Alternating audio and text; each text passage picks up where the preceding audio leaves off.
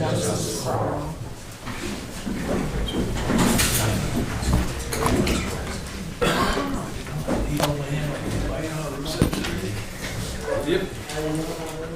Yeah, do you have my pen still?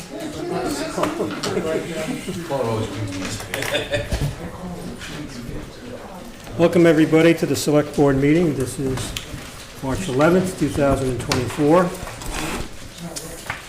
Under MGL Chapter 30A, Section 20F, this meeting is being recorded. In terms of welcoming comments, I do have a letter, and it also appears on our agenda, from the Chief of Police, Christopher A. Dunn. He dated this letter March 6th, so he's announcing that on Saturday, this coming Saturday, March 16th, 2024, we cordially invite members of the Select Board and also the residents of our town to an open house. This event will be from 10 a.m. to 12 p.m., where officers will give a guided tour. At the conclusion of the tour, refreshments will be provided. So that's a good thing. He mentioned he was going to do that, and he's followed through on it, so I mentioned it tonight for the benefit of all. So welcome. Are there any other announcements, acknowledgements from Select Board members? Okay. Well, thank you everybody for being here. We've got a full agenda. We do have an executive session tonight. I wanted to point that out. And the next meeting of the Select Board will be 2 weeks from tonight. So, the first item on the agenda is a public hearing. This is a petition from National Grid and Verizon New England to install 2 poles in front of 572 and 590 Old Harbor Road. Jim, maybe you could tell us more about that, and can you tell us if there are any representatives from either National Grid or Verizon here tonight? Join us. I would defer to Verizon or National Grid to give an explanation. We're not going out. No problem. Nope. I did what I was supposed to do. It's not working. We're not going out live again, just so people know. I don't know. I did what I was supposed to do, read the notes twice. If I may pause for a moment. Val, will that appear on YouTube? And people, Yeah, see if it should be out on YouTube. yes, people, but it's live now on YouTube It should be. and also be recorded for tomorrow. So anyway, people will have access to it. That's unfortunate because we thought that problem was resolved, but we live in the age of technology, don't we? Okay, well anyway, welcome aboard. If you could give your name for the record and then... My name is Aaron Roy, 1250 Brayton Point Road, Somerset, National Grid. Just to give a brief overview of this job, we are currently working on a feeder hardening system down the harbor. Of recent and over the past few years, we've had recurring outages, usually when storms roll in. So right now we're setting bigger poles and running new conductor. And these 2 poles will allow us to make the loop from Old Harbor Road down Cross Road to to River Road. We don't currently have that access right now without these 2 poles, so these 2 poles will allow us to make that loop. we have a map here. I'm just pulling it up. It's not on our screen tonight, but we have it. It was an interesting layout because it's not showing on my version of the map, but sort of went, before it went across the road and back again, right? And now you're moving it to the south side? So we currently have 2 feeds, one that comes up the High Road, Old Harbor Road, and one that comes down River Road to Cross Road and actually comes back up to Old Harbor Road. I think there's 2 or 3 sections in between. We have one that ends at pole 69 that comes, I guess, from the north, and pole 71 that comes from the south without 3 sections in between empty. These 2 poles will allow us to make that connection from the high road and the low road. So, okay. Comments from the select board. By the way, I pulled it up and I have the diagram here. Thank you, Sean. Any comments first from select board members? This is a pub. Oh, I'm sorry. No. Did you hand up? No. This is a public hearing, so we welcome comments from the public. We're live now? Okay, great. Val, do we have a microphone for the public? We have the gentleman in the back. Yep.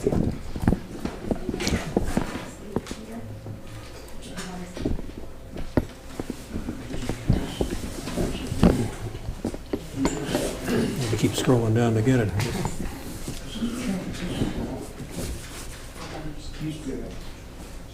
Hi, my name is Mediba, and I am from 490 Old Harbor Road. Thank you, sir. So the reason I'm speaking to you is because I think there is a post that's right in the middle of in my lot, but that's the only there is a guardrail on Old Harbor Road when you're coming in to that's coming to, and also there is a small opening where we're planning on having a driveway for the second lot. And also what's there also, there is a drainage coming from Mullen Hill Road in Old Harbor that's draining toward like my property. So what I was wondering is the pole that's here, can it be put on the right of the drain or put actually toward the guardrail? So there is an opening for a driveway, future driveway. Now let me ask, the driveway, where this pole is shown, because I can't visualize it at the moment, how far are you looking to push it?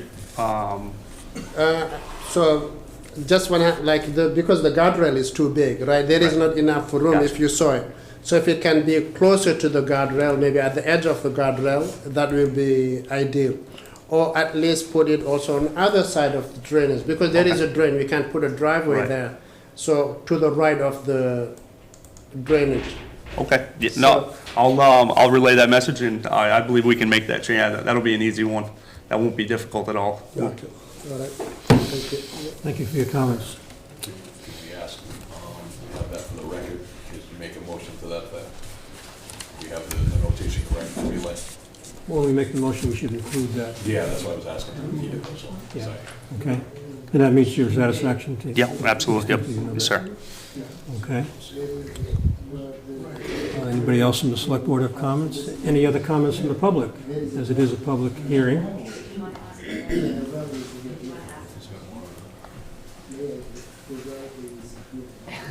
Okay. They seem like they have a question. All set? Ready for a motion here?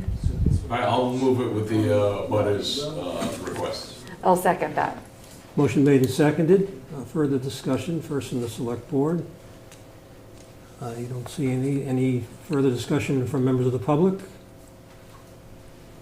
Well, then I guess it's time to vote. All in favor, indicate by saying aye. Aye.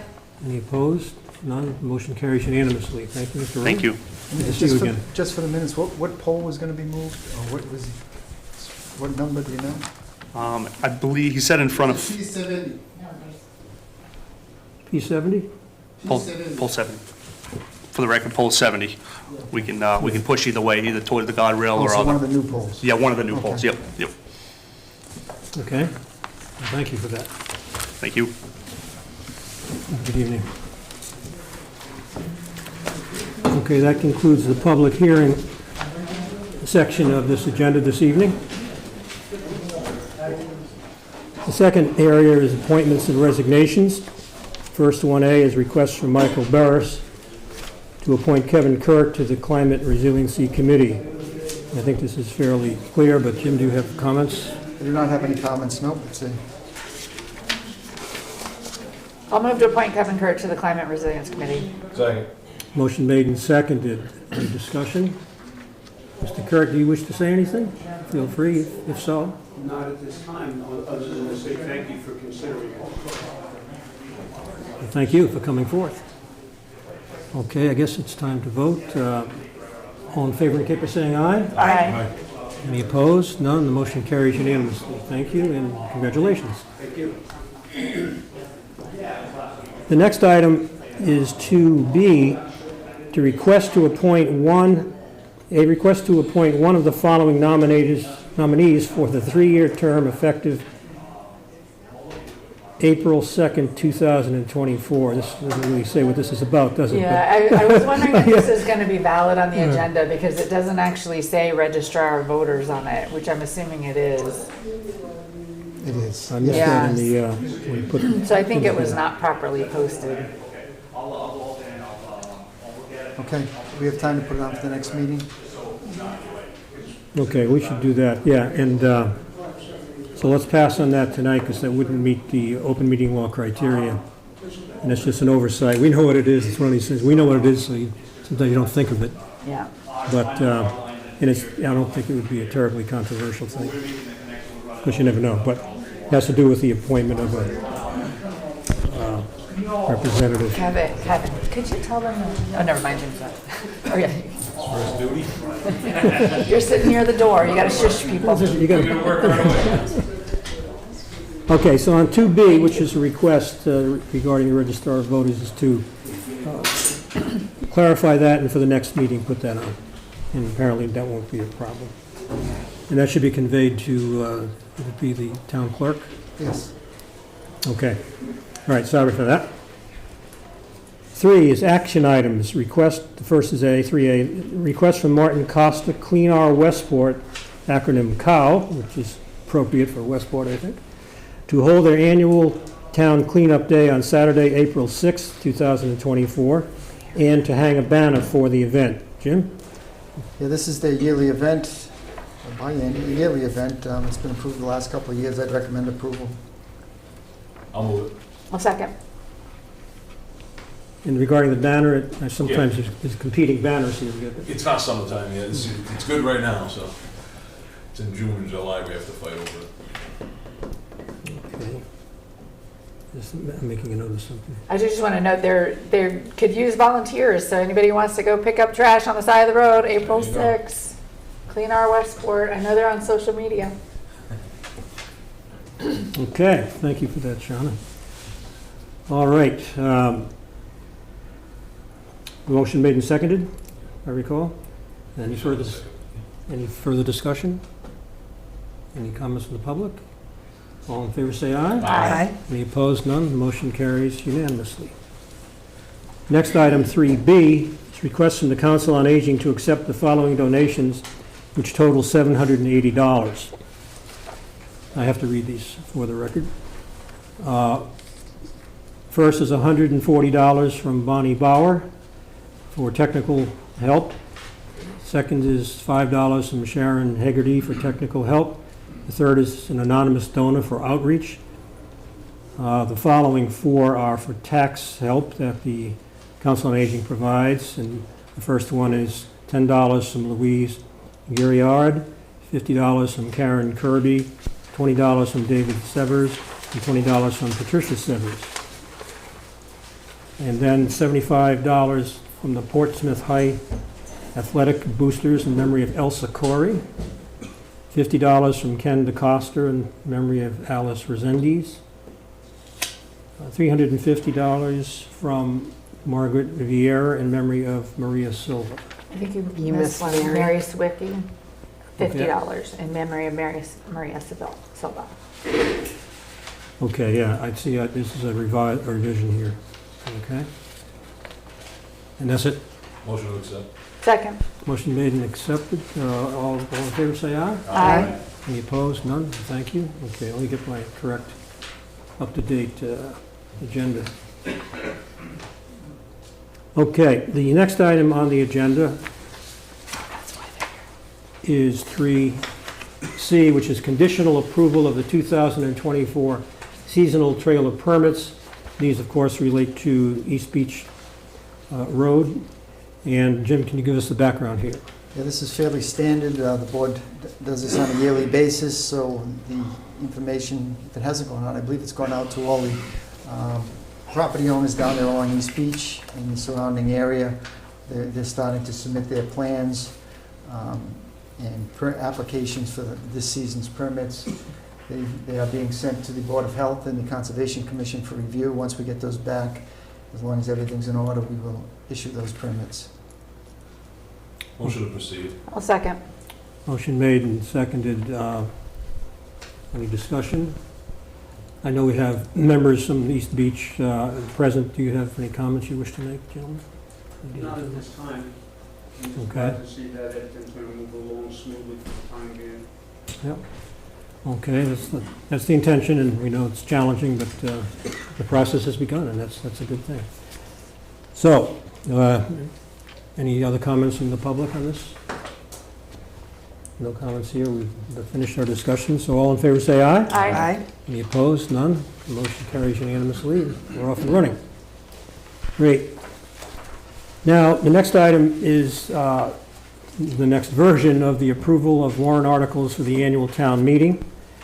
And we have material on that. Jim, maybe you could start. And so the board reviewed most of these at the last meeting. I don't think there was any issue with most of those. Some of those you did put a hold on, and a couple of them have changed a little bit. Not sure how you want me to. Jeff, did we skip over the public water supply? No, we're on 3D. Okay, all right, I thought we were on Yeah. each discussion B. No. Okay, all right. Yeah, we're still under the Under the approval warrant articles for Yeah. annual town meeting. the action items, maybe. So we'll get to that. All right, so this is, you gave us the 7th draft of this. That's And correct. the 8th is in the draft packet. is now out. You got the 8th in the packet, tell you. Could I just ask that you just talk about the changes that were made and Yeah. then the ones that we wanted to discuss? Yeah. Like, I don't think we need to talk about all of them. No. So on this, Articles 15 and 16 changed. That is the Route 6 sewer and water project. The board asked that we amend the articles to make it an appointed board. I did put in a little flow chart with there. It gets a little complicated as to how this goes. So what would happen is the articles would create the sewer commission, but the sewer commission would not be established until next year's annual town election. So the select board would be overseeing that project in the meantime. At the election next year, just because this is what's odd about it, the way it works is that people can actually run for the elected positions, and at the same time, there'll be a ballot question on that same ballot asking if the select board should appoint the commissioners. And if number 2 gets passed, then the select board would appoint the commissioners, and the candidates that ran for the elected positions would become null and void. If ballot 2 or question 2 does not get approved, the selectmen would not appoint the commissioners, and whoever ran for the positions would be elected. We went back and forth with town council to see if there was an easier way of doing this, and they made it clear that there wasn't. Mr. Chair. Go right ahead. So you're telling me that we can't just authorize the select board at this town meeting to create a Department of Public Infrastructure? The warrant doesn't have that on it. Well, I'm looking to put that on, that's what I'm Okay. hearing. So I mean, I mentioned it last time, I said we have enough, you know, as we get down further on that, we have some issues here, and it's been a long time, and we're trying to get this project off the ground. We're still the selectmen are still water commissioners, we are sewer commissioners, we have numerous issues across the town, stormwater. I mean, we can't wait until the next town meeting. We need to create the Department of Public Infrastructure today. Well, my comments on that is I see the importance of that eventually. I think it's something that's going to have a lot of moving parts to it. Well, I think possibly it's pretty simple. If you authorize the selectmen to create the Department of Public Infrastructure, I believe they'd be able to do it right after the town meeting. Well, is that any way related to Department of Public Works and the problems we had there, or you see that as totally The separate? Department of Public Infrastructure is what we need. It'll pull all the moving parts together in the town. We would need the layout to consider that, the Well, structure. what we should do is the consultant that I passed on to you, Jimmy, that was the town engineer for Wareham, I'm sure he put out that contract where you could, by an hourly basis, I think within a couple of days, he could have the layout for you. Well, what we have before us right now is an article related to, should we create a sewer commission? Or and authorize the sewer commission to do a bunch of stuff, right? So we're trying to, Article 16 is So one of these articles is appointing the commission, the sewer commission. One of them is giving them authorization to do betterments, right? He went through the thing. What you're talking about, proposing a new department, is probably a good idea, but we have zero materials about it. We haven't run it by KP Law. It isn't Well, I in the suggest proposed they run it budget. by KP I'm Law, 'cause they've talking been right voting now. every meeting. I have I've the been talking about floor. this every meeting. I It's have the not- floor. Okay. We don't have any information about the department that you're talking about. It isn't in the budget. It isn't, we don't have anything from KP Law. I'm not saying you haven't talked about it. I'm saying I don't have any material other than what you're talking about. So I would support putting these articles on there so that we can get moving on the sewer commission, because if nothing else, we do need a sewer commission. And then I think it probably is a good exercise to talk about what does the Department of Public Works look like, what does an infrastructure, I think that's a good idea, but I don't think we're gonna put that on the warrant tonight without having any legal review or any documentation to refer to. Okay, so as far as these warrants go, these articles go right now, we're saying this is the last time we're looking at them, right? Well, this is, yeah, this, They have Well, to be okay, approved. well, we can hold another selectmen's meeting, because there'll be a citizens group that'll get signatures and put it on. So we've already put money aside for the engineer, okay? So we have other water issues, pending serious water issues. We are the water commissioners. It's been, I don't know, how many years now that we're still trying to straighten this out with Fall River? 4? The selectmen and the water commissioners. Yep. Okay, we need an engineer. We put money aside, we voted to put money aside for an engineer, so we need to create a Department of Public Infrastructure. The engineer is the nucleus, and it'll create it from there.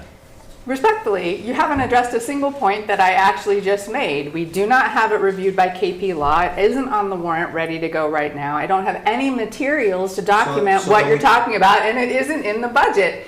So I'm not saying it's not a good idea. I'm not saying you don't have a valid point. What I'm saying is those other 4 things are also I'm gonna true. vote against this, so that's fine. It's too late for citizens. It's too late for a citizen petition to be on the warrant We'll see also. about that. We can You change it can- on the floor, too. You can't make significant changes like that on the floor of town meeting. Not with the attorney there telling us we can't do it. It would be So you got me, possible. huh? I'm not trying to get you. I'm trying. You want I to do. I'm presented trying to the last help infrastructure you. meeting over and over No, again, you- over and over Manny, again. you throw it in the air, you do not provide the Because you backup ignore me. materials. You provide it for the agenda like I ignore asked, me. we'll do it. We never ignore you. You're heard every meeting. We being heard today? Yeah, you've heard It's- it. it You went just live. said, you said it She 3 said it times went before. live. And I asked for backup materials, you haven't sent us anything. Okay.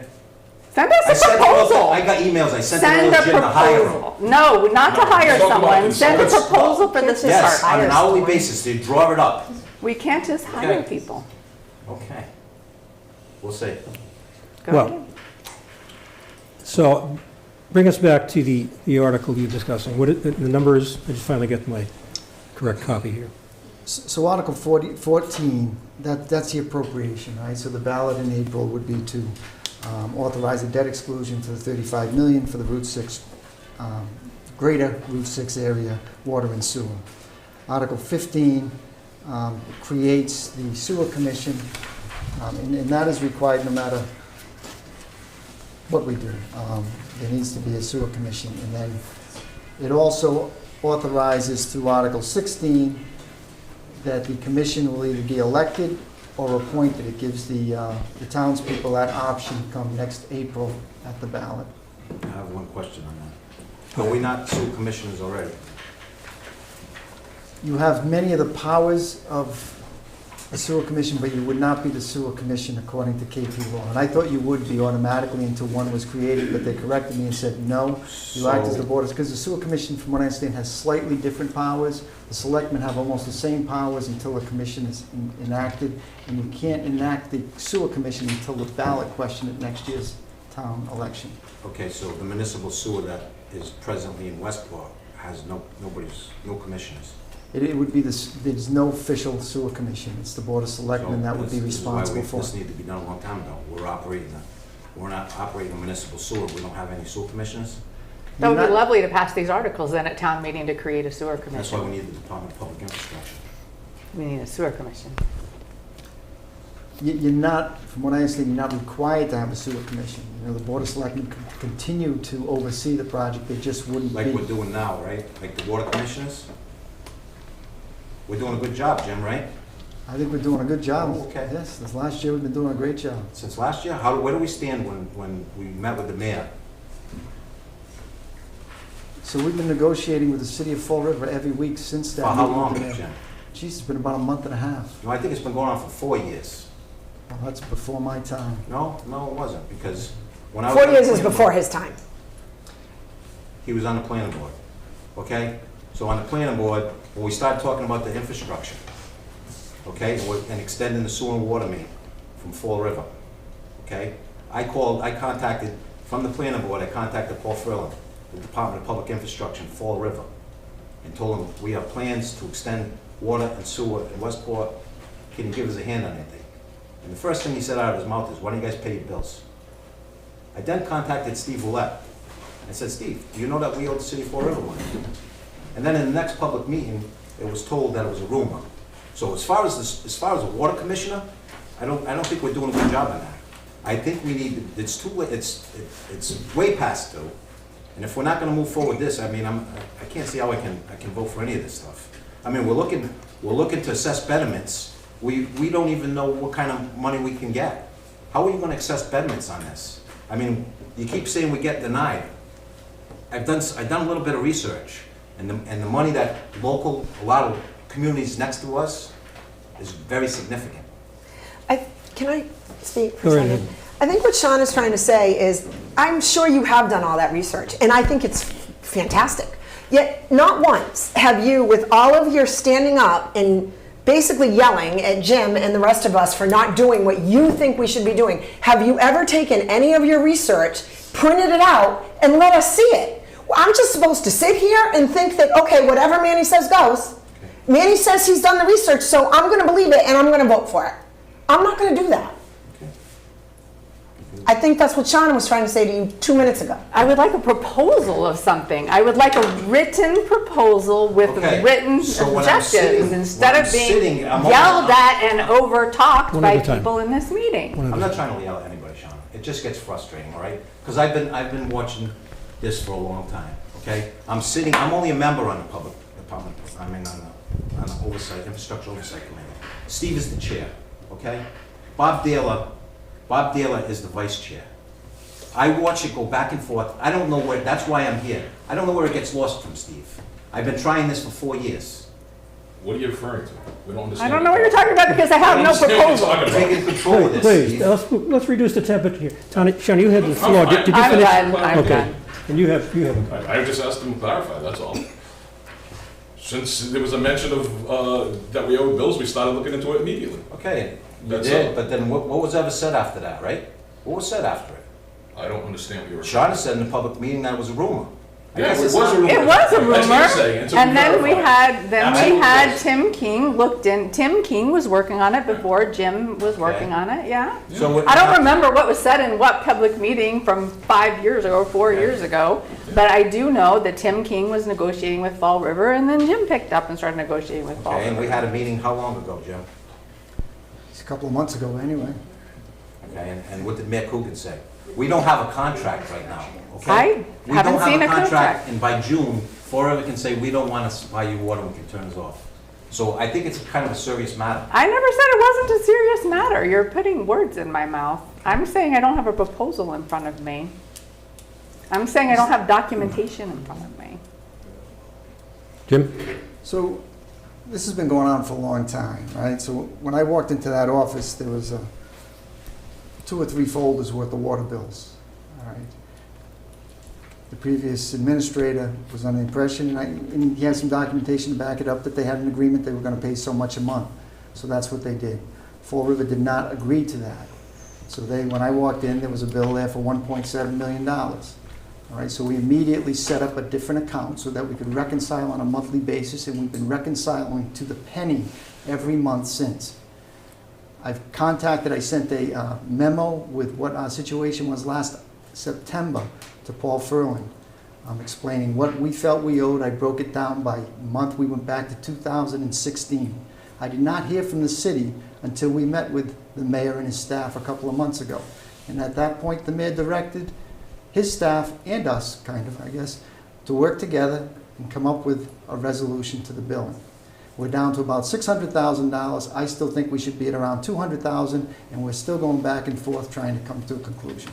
So we've been working on it. Every week I have a meeting with Mr. Ferlin, and we're going through the different bills, and we're going back almost 8 years. So there's a lot to it.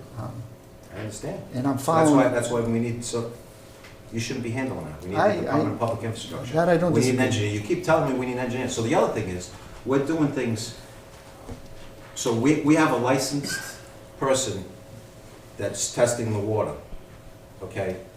And I'm seeing some very serious inconsistencies, okay? So that person does have a license, so they're working under us. So that can be addressed. But the other thing is, we need an engineer to keep us out of trouble. Right now, we have a public health threat, and we need to do something. Jim, we want to get back to the articles, okay? There's a lot of peripheral discussion here, I understand, but we got to bring that to the conclusion. We understand the frustrations that exist, but we need to get this task completed tonight. So bring us back to where we were. I noticed you had in the package, and the public doesn't have this, but it's a schematic of showing the different options relating to select board commissioners, elected sewer commissioners, and appointed sewer commissioners. That relates to the articles here, I understand, in what you're recommending. That's correct. So option one was what we came with the last meeting, where the Board of Selectmen would be the sewer commissioners. After the last meeting, there was discussion to have an appointed board, and that would be option three. And that is the wording currently in your warrant for Articles 15 and 16. It would give the Board of Selectmen or the townspeople an option to have an elected or an appointed position for a sewer commission. So these three articles lay out the three options. It will be on the town meeting for discussion and the That's passing correct. of one of them or more of them. Is it just one of them? And the other two become moot? Like if we do 14, does that obviate 15 and 16 and so on and so forth? Well, we've included a couple of other things in the articles. One, we have the betterment process and the method that we're using for betterments, which would be a 20% cost for the residents up along the Route 6 for the sewer only, not the water. The articles also establish a sewer enterprise fund. They also put an exemption in there for let's say the elderly, if they meet the criteria that they, with the assessor's office, where they can postpone their taxes. If they meet that criteria, they would be able to postpone the betterments as well. Well, this is complicated stuff, and we're having some difficulty ourselves understanding it, so I don't know what the townsfolk will think of that at town meeting, but do you have a recommendation on any of these? So if the board wants to go with an appointed or an elected commission, sewer commission, then I would recommend approval of Articles 14, 15, and 16. Article 14 doesn't change either way. That is the overall appropriation of the $35 million after the ballot question, or if the ballot question gets approved. Article 15 and 16 could actually move forward without Article 14, but the board may not want to do that. I think that's a decision that has to be decided as we get closer to town meeting. But I would recommend Articles 14, 15, and 16. That would be consistent with what the Infrastructure Oversight Committee was looking at, and that would be consistent with what the board was looking for from the last meeting. So tonight we want to close out the warrants, but we will have a later meeting to discuss select board recommendations on all of the warrants. Yes. And that's when the question I'm raising would probably be ultimately decided and clarified, because it is confusing. They're wordy, they're written in a lot of legalese, chapter this, chapter that, GLD, it goes on and on. It's got to be intelligible and cogent for the voters.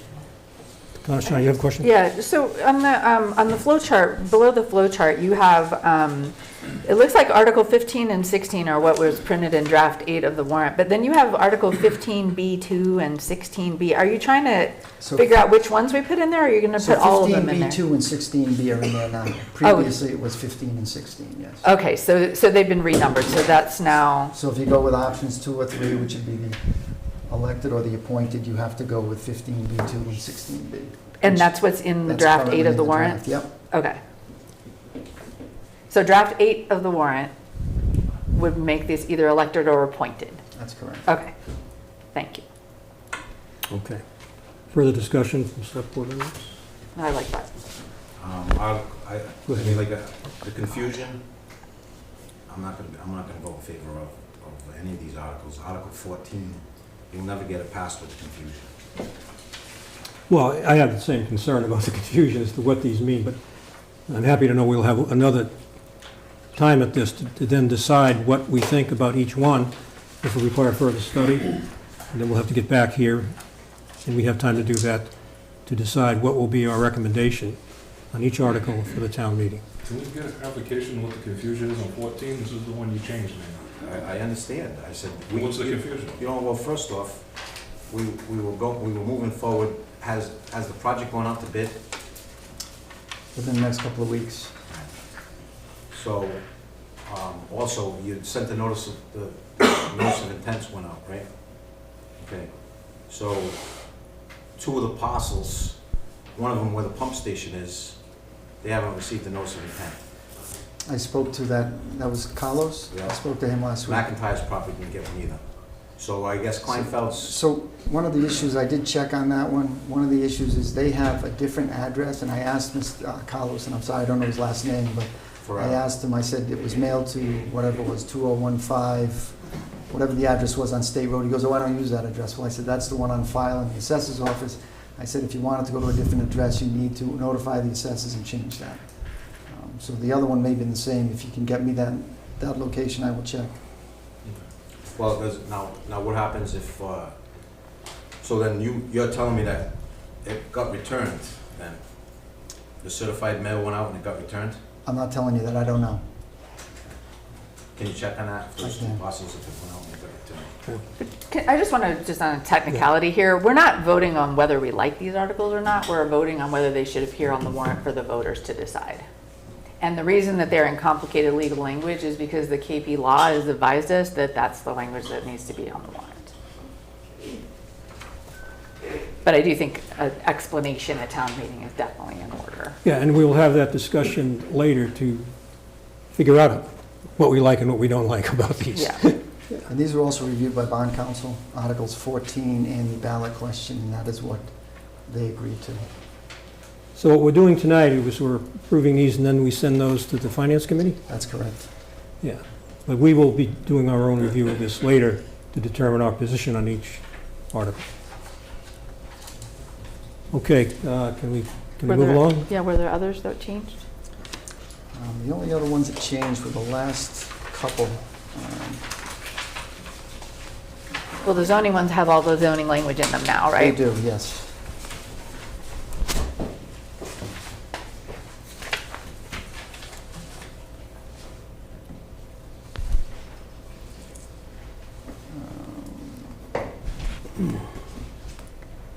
Article 43, I think, is one that, I don't know if we held off, but it should probably be discussed.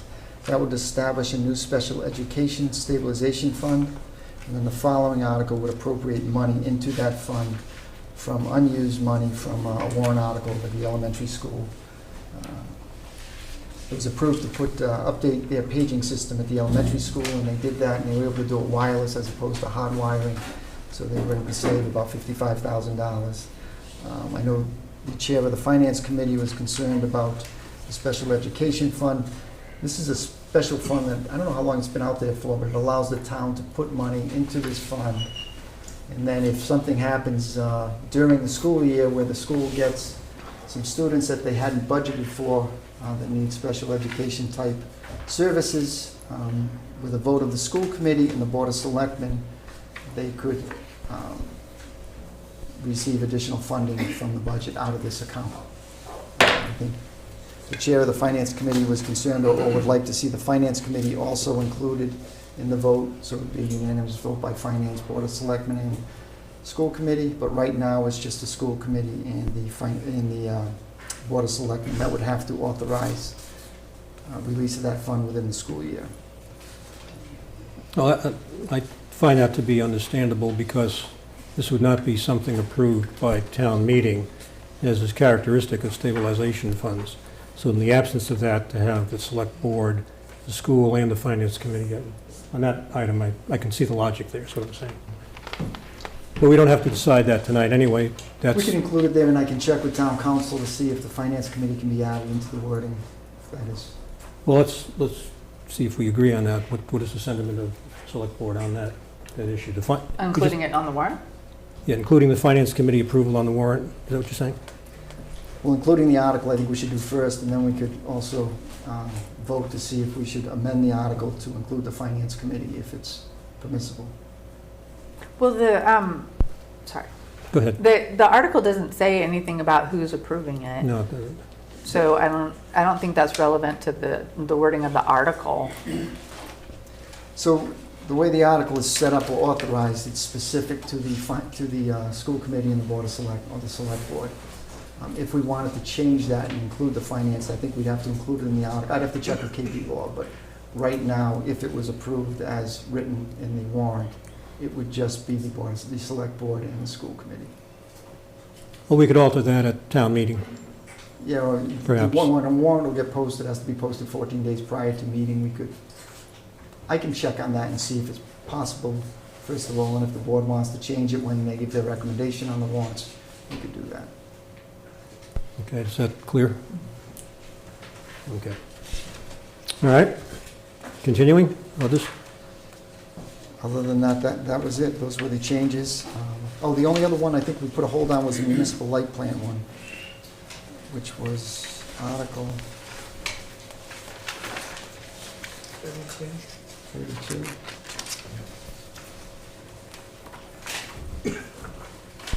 What's that number? 32. So we can, I think that the Internet Advisory Committee does want that article on the warrant, because that would make the, an elected board, kind of like what you talked about with the sewer commission. So it would authorize the making of an elected board.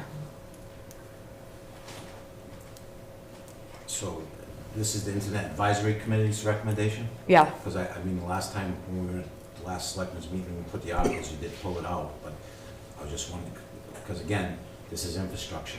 So I don't think we should be creating another board to create the municipal light plant. I think we have some, that will be covered under the Department of Public Infrastructure. Given that we don't have a proposal for a Department of Public Infrastructure, I will get one. I think it's matter of, I think we should allow the voters to decide if we want to elect these people or if they should be appointed in some other way. Okay, so on this Article 32, that's still valid? I think so, yes. Yeah. Okay. All right. Were there other things? That was it. That's all I'm aware of. In my version 7, which I now understand is outdated, there were some blanks, places to fill in numbers if they all been, So we still have that on Article 8. Like Article 1 is for previous year's bills. We normally put that in when we get closer to town meeting if we have any. Right now, we do not have any. And then just, we're still waiting for Article 2 on the enterprise, on the Highway Department, to see how much has to be transferred from personnel to expenses. And then there's a couple of other ones that I've highlighted just to, like Article 8, the water one, the Water Enterprise Fund. I've highlighted that one because the dollar amount may change if we can reach some type of an agreement with the city within the next couple of months. okay. I just wanted to check up on the status of that, and does that hold us up at all? Like, apparently not. Okay, so do we need a motion to approve the articles? Warrant articles? I move that we approve the warrant as described and refer to the Finance Committee. Sorry. Motion made and seconded, discussion? All in favor, say aye. Aye. Nay. All opposed? Nay. So that's 4 in favor, 1 opposed. The motion still carries. So noted. Well, thank you. There'll be further discussion as we discuss at a later date to determine what the select board will recommend as respects to various articles. Okay, thank you. That was, I think, an important discussion, although contentious. So now into the discussion items, so-called. The first is the Community Preservation Committee. We have a representative from the august committee, or two, and come forward. Tell us who you are, even though we know who you are, but for the record. This is Article 13, by the way. Oh, it's changed? 13, yep. Okay, I'm Betty Slade. I'm chair of the Community Preservation Committee, and the vice chair is retired Deputy Police Chief John Bell. This is how you spend your spare time now. This is now how he spends his time. Although I think you had done this for quite some He time. has been. He has been. Well, welcome. Glad to have you aboard. So I think that we're just informing you of the projects that the committee has voted to recommend to town meeting. This year, we only have 4 projects. Usually we have a few more. A couple of them didn't make it through. They may try to come next year. So the first one is to continue working on the playgrounds in Westport. As you know, last year, money was allocated. We got some private funding of $250,000. And this year, we are asking for $350,000. Sounds like a lot of money, but we went through that very carefully and found out that it's absolutely necessary to spend that much money to do a playground. Playgrounds are not cheap. Playgrounds are not cheap, and they have to be handicapped accessible and to last a very long time. So we, of course, approved that for recommendation unanimously, and that comes under the category of open space and recreation. The second project is as you know, there's an affordable housing trust. I think it's been around for quite a few years now, 15, 16 years. And Ann is one of the members of that. So they, this year, are following through with the idea of putting aside funding to buy a larger piece of property to do some 30, hopefully 30 units as soon as they can. It's very difficult in these times because it's very expensive to buy land, and they need to have the funding available just in case something comes up, and I think they've put out an RFP, right? Yes. To get some bids for that. So out of that, we have given a recommended $200,000. $40,000 will be for the housing office, and then $60,000 will be for rehabbing present homes that are under restriction, but the Affordable Housing Trust continues to help them so that the homes remain in good condition. So that's $300,000. Last year, the Historical Society came in for rehabilitation of the under historical preservation of the Bell School.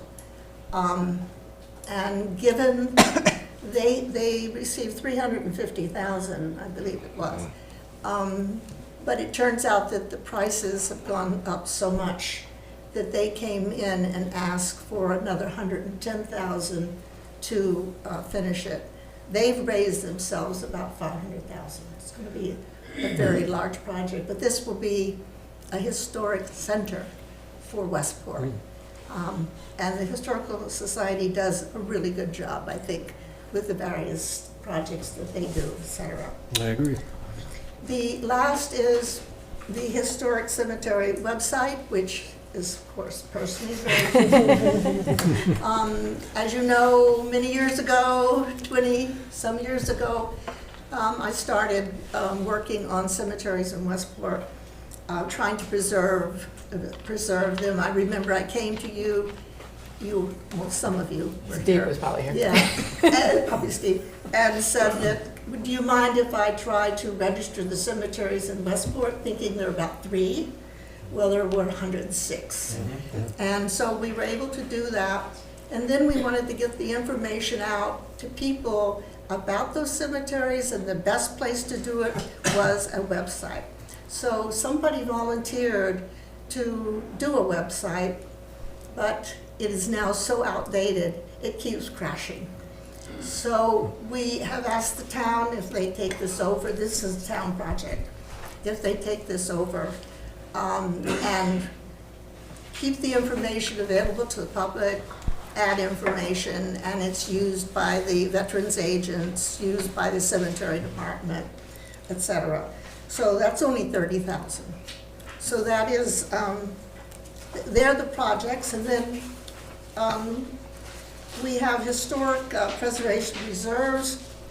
We have to give at least $90,000 each year of new funding to each of 3 categories: historic preservation, open space, and affordable housing. So that's what that $90,000 is. And the $40,000 is for administrative funds. We rarely spend over 10, but sometimes things come up. So this is our project for town meeting. Any questions? Questions, comments? Oh, I'm excited about the playgrounds. I can't wait for the one down here over there to start, and this is the other one that you're talking about Yeah, now, this right? is up near Macabrisco. Yeah. Bicentennial, yeah. Bicentennial. I remember years ago, but the police and fire unions donating, I think, $500 each to help renovate it, but it's so long ago. We're a long way from Yeah, there. yeah. And this one was done privately too, so Yeah. it's time we stepped in. Well, this is great. I'm sure the townspeople will support this at town meeting. Thank you. Oh, thank you. Thank you. Thank you. Appreciate it. I just gotta find something out before I go. What article did you say it was gonna be now? 13. Yeah, stay tuned. You're the lucky number. You want this? Article 13. No, I got this, thank you. Keep changing those just to confuse the chair. Yeah, I you know. Okay, thank you. That was a good presentation and timely. 4B is, it says East Beach, it should be update on East Beach. This is primarily to tell everybody about a meeting that took place about a week ago under the direction of Michael Burris, who's the town planner. And we got together in this room, a number of us, including members of the East Beach Association and representatives from the state, which was very, very insightful, and a number of other interested parties, people from the Climate Resilience Committee, and former Mayor Bullard was the moderator, and it was a very, very productive meeting in my view, and I think I detected some progress on a number of fronts. There are 2 issues really before us. One is short-term, which is to get stones back into place at East Beach so people can move in, as we just earlier this evening approved the process of getting the process of permitting started. And that's rolling along here. But then there were secondary considerations of great importance, have to do with climate and the rising sea levels and the loss of property on the beach all around, and including East Beach. So with that, Jim, maybe you could give some more of the details, that's sort of the framework as to what was accomplished and what importantly are the next steps. So unfortunately, I missed our last meeting. We met with East Beach, so I'm not quite up to date, but I know the planning board has been looking at this. Mike Barris from the planning office has been analyzing a number of old documents that we've had down there, and he's contacted Coastal Zone Management to see if they will come down and work with us to develop a policy for the East Beach area, and that's kind of where we are right now. He has set up a meeting, I think it's in the next week or 2, with CZM, and we're waiting on that. Now, I had raised the question of the cobble, I guess it's cobblestones, that are near, toward the Bayside Restaurant, toward the east part of East Beach. And they have to be moved. And there was general agreement that they should be, and I recommended, among others, it wasn't just me, that a good use of those stones would be to go back to the lots, some of which had the stones removed, some by Mother Nature and some in our efforts to clean the road, which I know caused some consternation. There seemed to be agreement on that, and we want an agreement, a short-term agreement to be put into place as recommended by the state. And what's that group? The Coastal Zoning Management, CZM? Yes. Yeah. They said this is the way to do it, to have a plan in place, and then you can do these things. And they seemed very willing to help us in approving those plans. So that's, to me, is very high on the agenda, and I know it's high on the agenda of the East Beach owners. But there's also a number of other things relating to the longer term, and what is the long-term plan for East Beach in view of climate change and other hazards, El Ninos or whatever. But so that's, Michael Burris has taken that under his wing, and I said, you really need to get something to us so we can vote on it, something that's actionable. So we got a short-term need that's very pressing, and we also have longer-term needs. I don't think you may know the answer to this, Jim, but is that something that we would have shortly?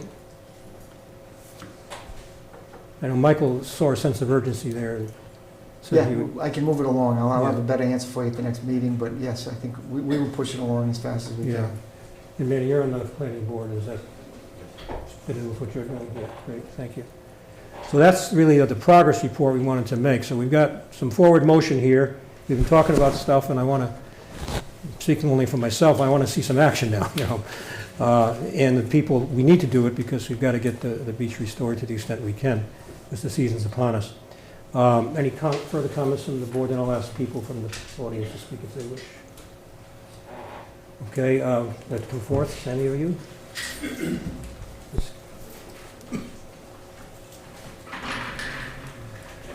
You know who you are, but again, if you could repeat for the No problem. Good evening. public. My name's Kevin Kurt, the president of the East Beach Improvement Association. This is, and I'll let you speak for yourself. Tony Vivenzio. I'm a resident of East Beach. Welcome.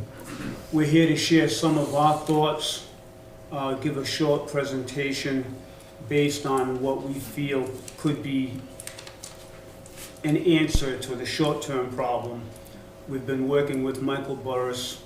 We were at the meeting on March 1st with the state representatives, Coastal Zone Management, and the DEP. And you know, we've got some very, very helpful information in regards to you know, how to move forward in the short term and the long term. They encouraged us to work with the town to come up with some sort of a policy going forward after future storms. One of our residents' concerns is, you know, if we are to invest in trying to nourish and save the beach and save our properties, privately at first, and then possibly through grants which are available through Coastal Zone Management, which Rebecca from Coastal Zone Management shared with us that there are programs out there and they'll help us. So we might be able to work in conjunction with the town to create some sort of, to bring some resiliency, if you will, to this Coastal Resiliency Committee in the study on how we're going to try to help save not only the property, but East Beach Road itself. Now, is that? Okay, we got that. Okay, go ahead. So, you know, a lot of positive progress was made.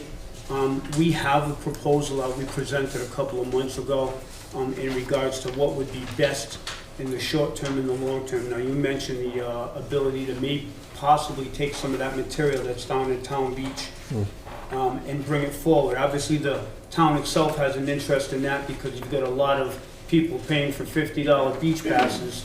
They've got nowhere to park. You've got mountains of stone and cobble there. You're gonna have a lot of upset townspeople. A short-term solution would be to take some of that material, bring it back to those most affected. We did have a storm yesterday, nowhere near the magnitude of what we had in December and early January, and there was some wash up in a couple of spots. Those spots being areas where they were diminished because of the lack of cobble.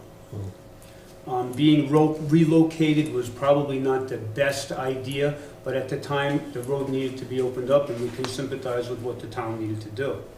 However, they did leave their own road vulnerable.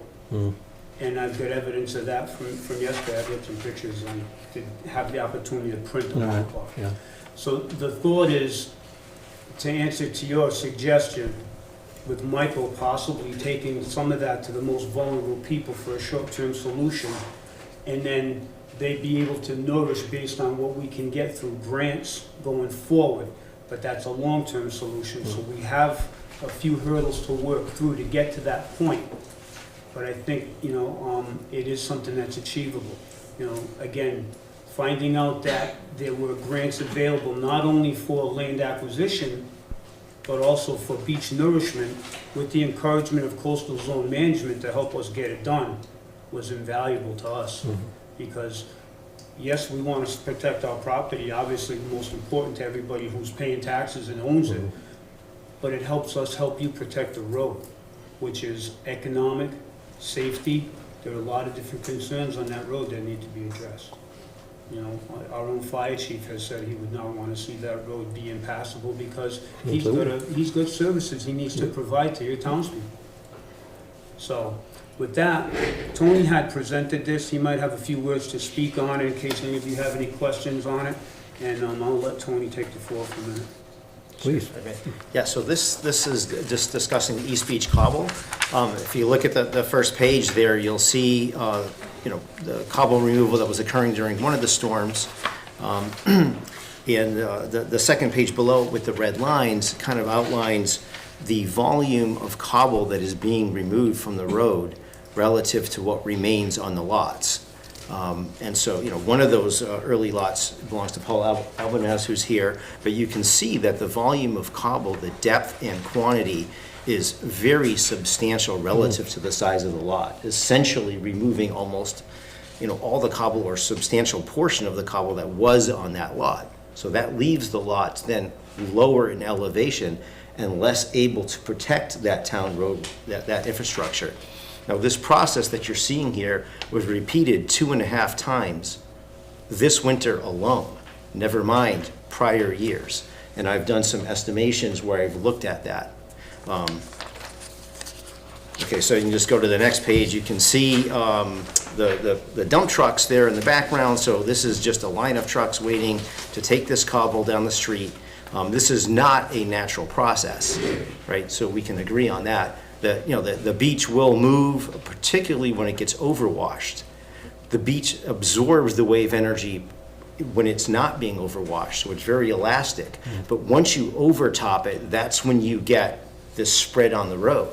And so by reducing the volume of material on the beach protecting the road, it's increasing the times that the overwash event occurs.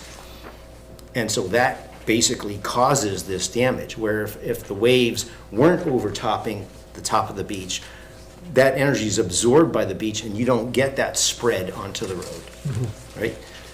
If you look at the next page, beach cobble destinations, you can see way in the distance there, that little circle is one of the places that they're bringing it.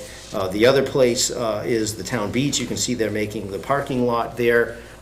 These are not places where, according to the Wetlands Protection Act, that the cobble should be going.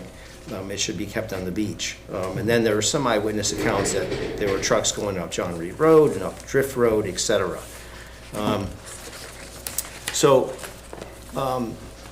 How long has this been going on? Right? That's one of the questions we have. So in the spring of 2023, my neighbor and I, Rob, who's here also in the audience, noticed that our lots were noticeably lower in elevation and much of the rock was missing, and we were wondering what had happened. Well, now we know what had happened. This is a picture of December 2022 with the beach cobble piled on the road, and that cobble was not returned to our lots, that was taken. So we had to pay out of pocket to replace that material, right? And I think that's patently unfair that we're having to pay out of pocket. What about people on fixed incomes? My uncle, he's 85 years old, and he was telling me over Christmas break how frustrated he was that all of these storms had occurred, and he never got one scoop of material that was washed off of his lot.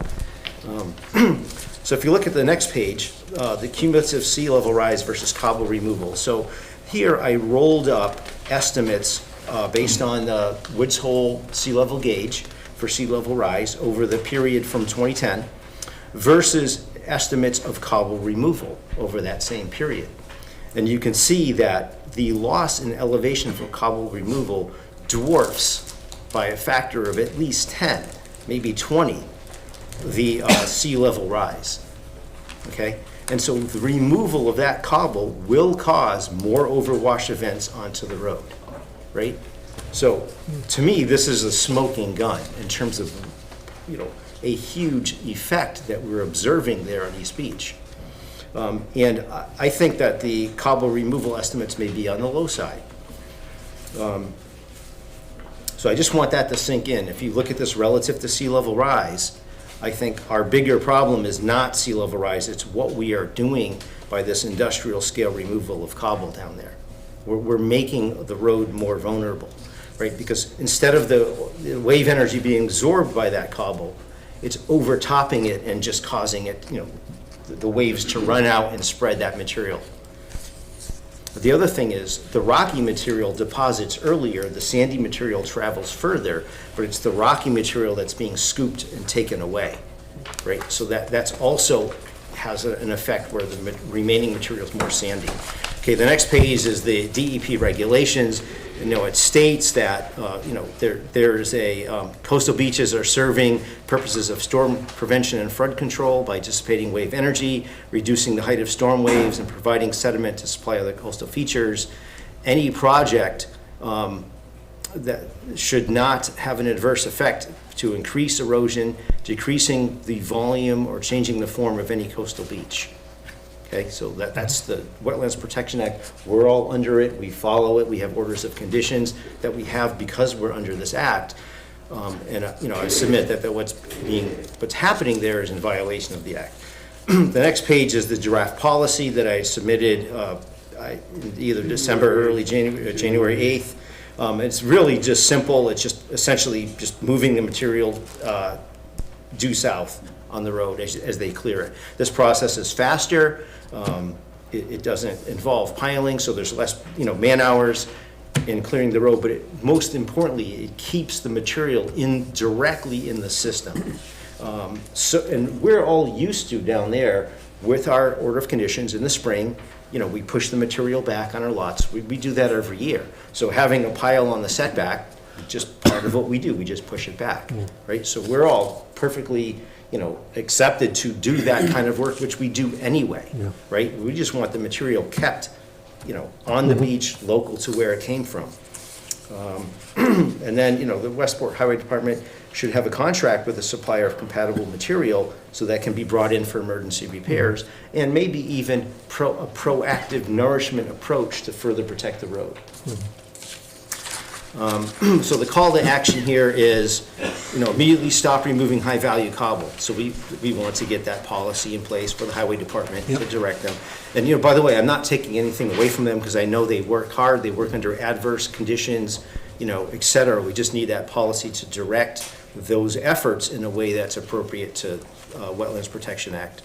During road clearing operations, returning the cobble to the originating properties immediately adjacent to the section of the road, placing it on the setback. The next bullet is the town of Westport must return any and all cobble which can be tracked down and compensate property owners in kind for the remaining cobble taken. And I appreciate Chairman Brewer's efforts to try to get some of the cobble returned, but you know, there's a substantial amount of cobble that's gone. Like, we've already returned the cobble that was washed across the street, put it back on the lots, but we're down feet, right? And that certainly corresponds to a 25-foot wide swath, you know, a foot and a half, a couple of passes on that. That's a very large volume of material, which corresponds roughly to what I'm missing, right? So does that mean that I have to pay out of pocket now to replace that material that was taken by the town? Right, I find that to be quite unfair. And like I said, there's residents that can't afford that, right? So we already talked about, you know, if we do get that material, trying to prioritize people on fixed incomes, et cetera, you know, but then the rest of us, again, comes back to the out-of-pocket situation, which is unfair. And then the last page is just a, you know, rather ironic sign here from the beach here. It says, removal of rocks prohibited by law.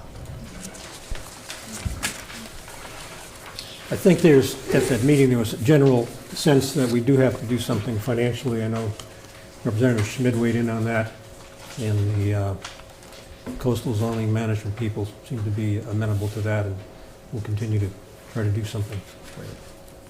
Jim, do you have any comments? I know you weren't at the meeting, but No, yeah, I think in general, the concept is great. You know, it's like anything else, the devil is in the details, right? And, you know, if we take cobble for one spot, whose lot do we put it on? You know, do you give one scoop to the lot 12, 2 scoops to lot 13? I mean, it seems like a very easy process. I think during the next storm, I think pushing more of it off to the side is a reasonable thing to do, but to take cobble from one section of the beach now and put it, a scoop on lot 1, 2 scoops, I don't know how you do that equitably.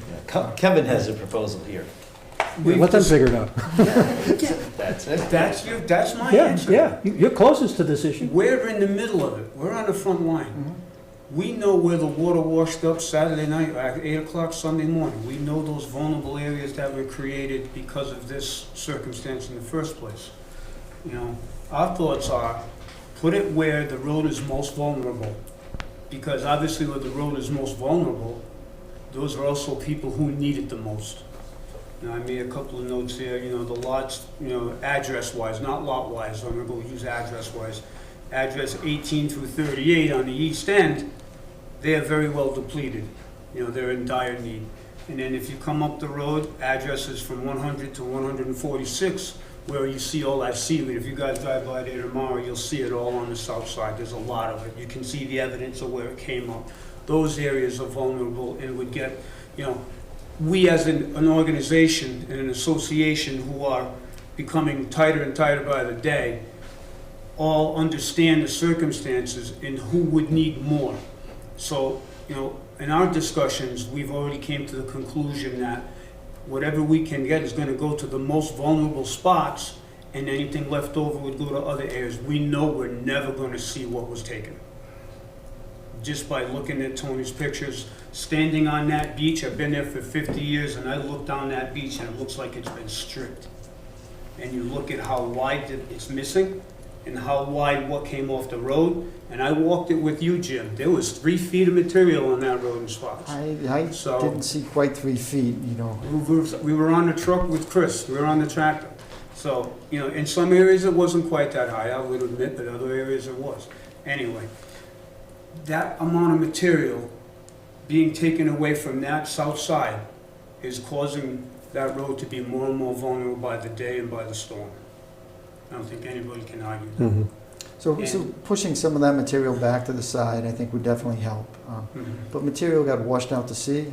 Oh, yeah. Material got washed across the road. Material was actually in the let. You could see the let was all muddy. So regardless of how much came out of that road, all these lots are still going to be down substantial amount of material. And we're in the process of working on restoring that. Most of us on the north side, myself included, I've got a notice of intent in the works.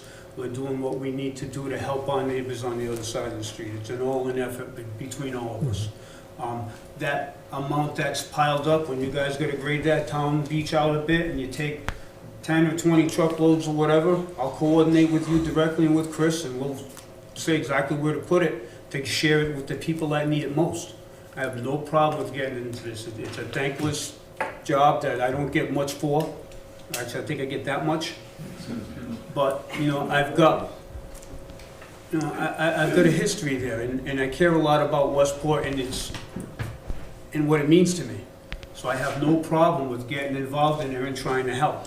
You know, going for the long term, getting the grants, getting the nourishment, getting the things that we talked about at that meeting on March 1st with Mr. Schmidt's help, with the Coastal Zone Management's help. They're willing to come down and show us how to help plant vegetation and do different things. Is it gonna help 100 years from now when the next batch of ice glaciers melts? Who knows?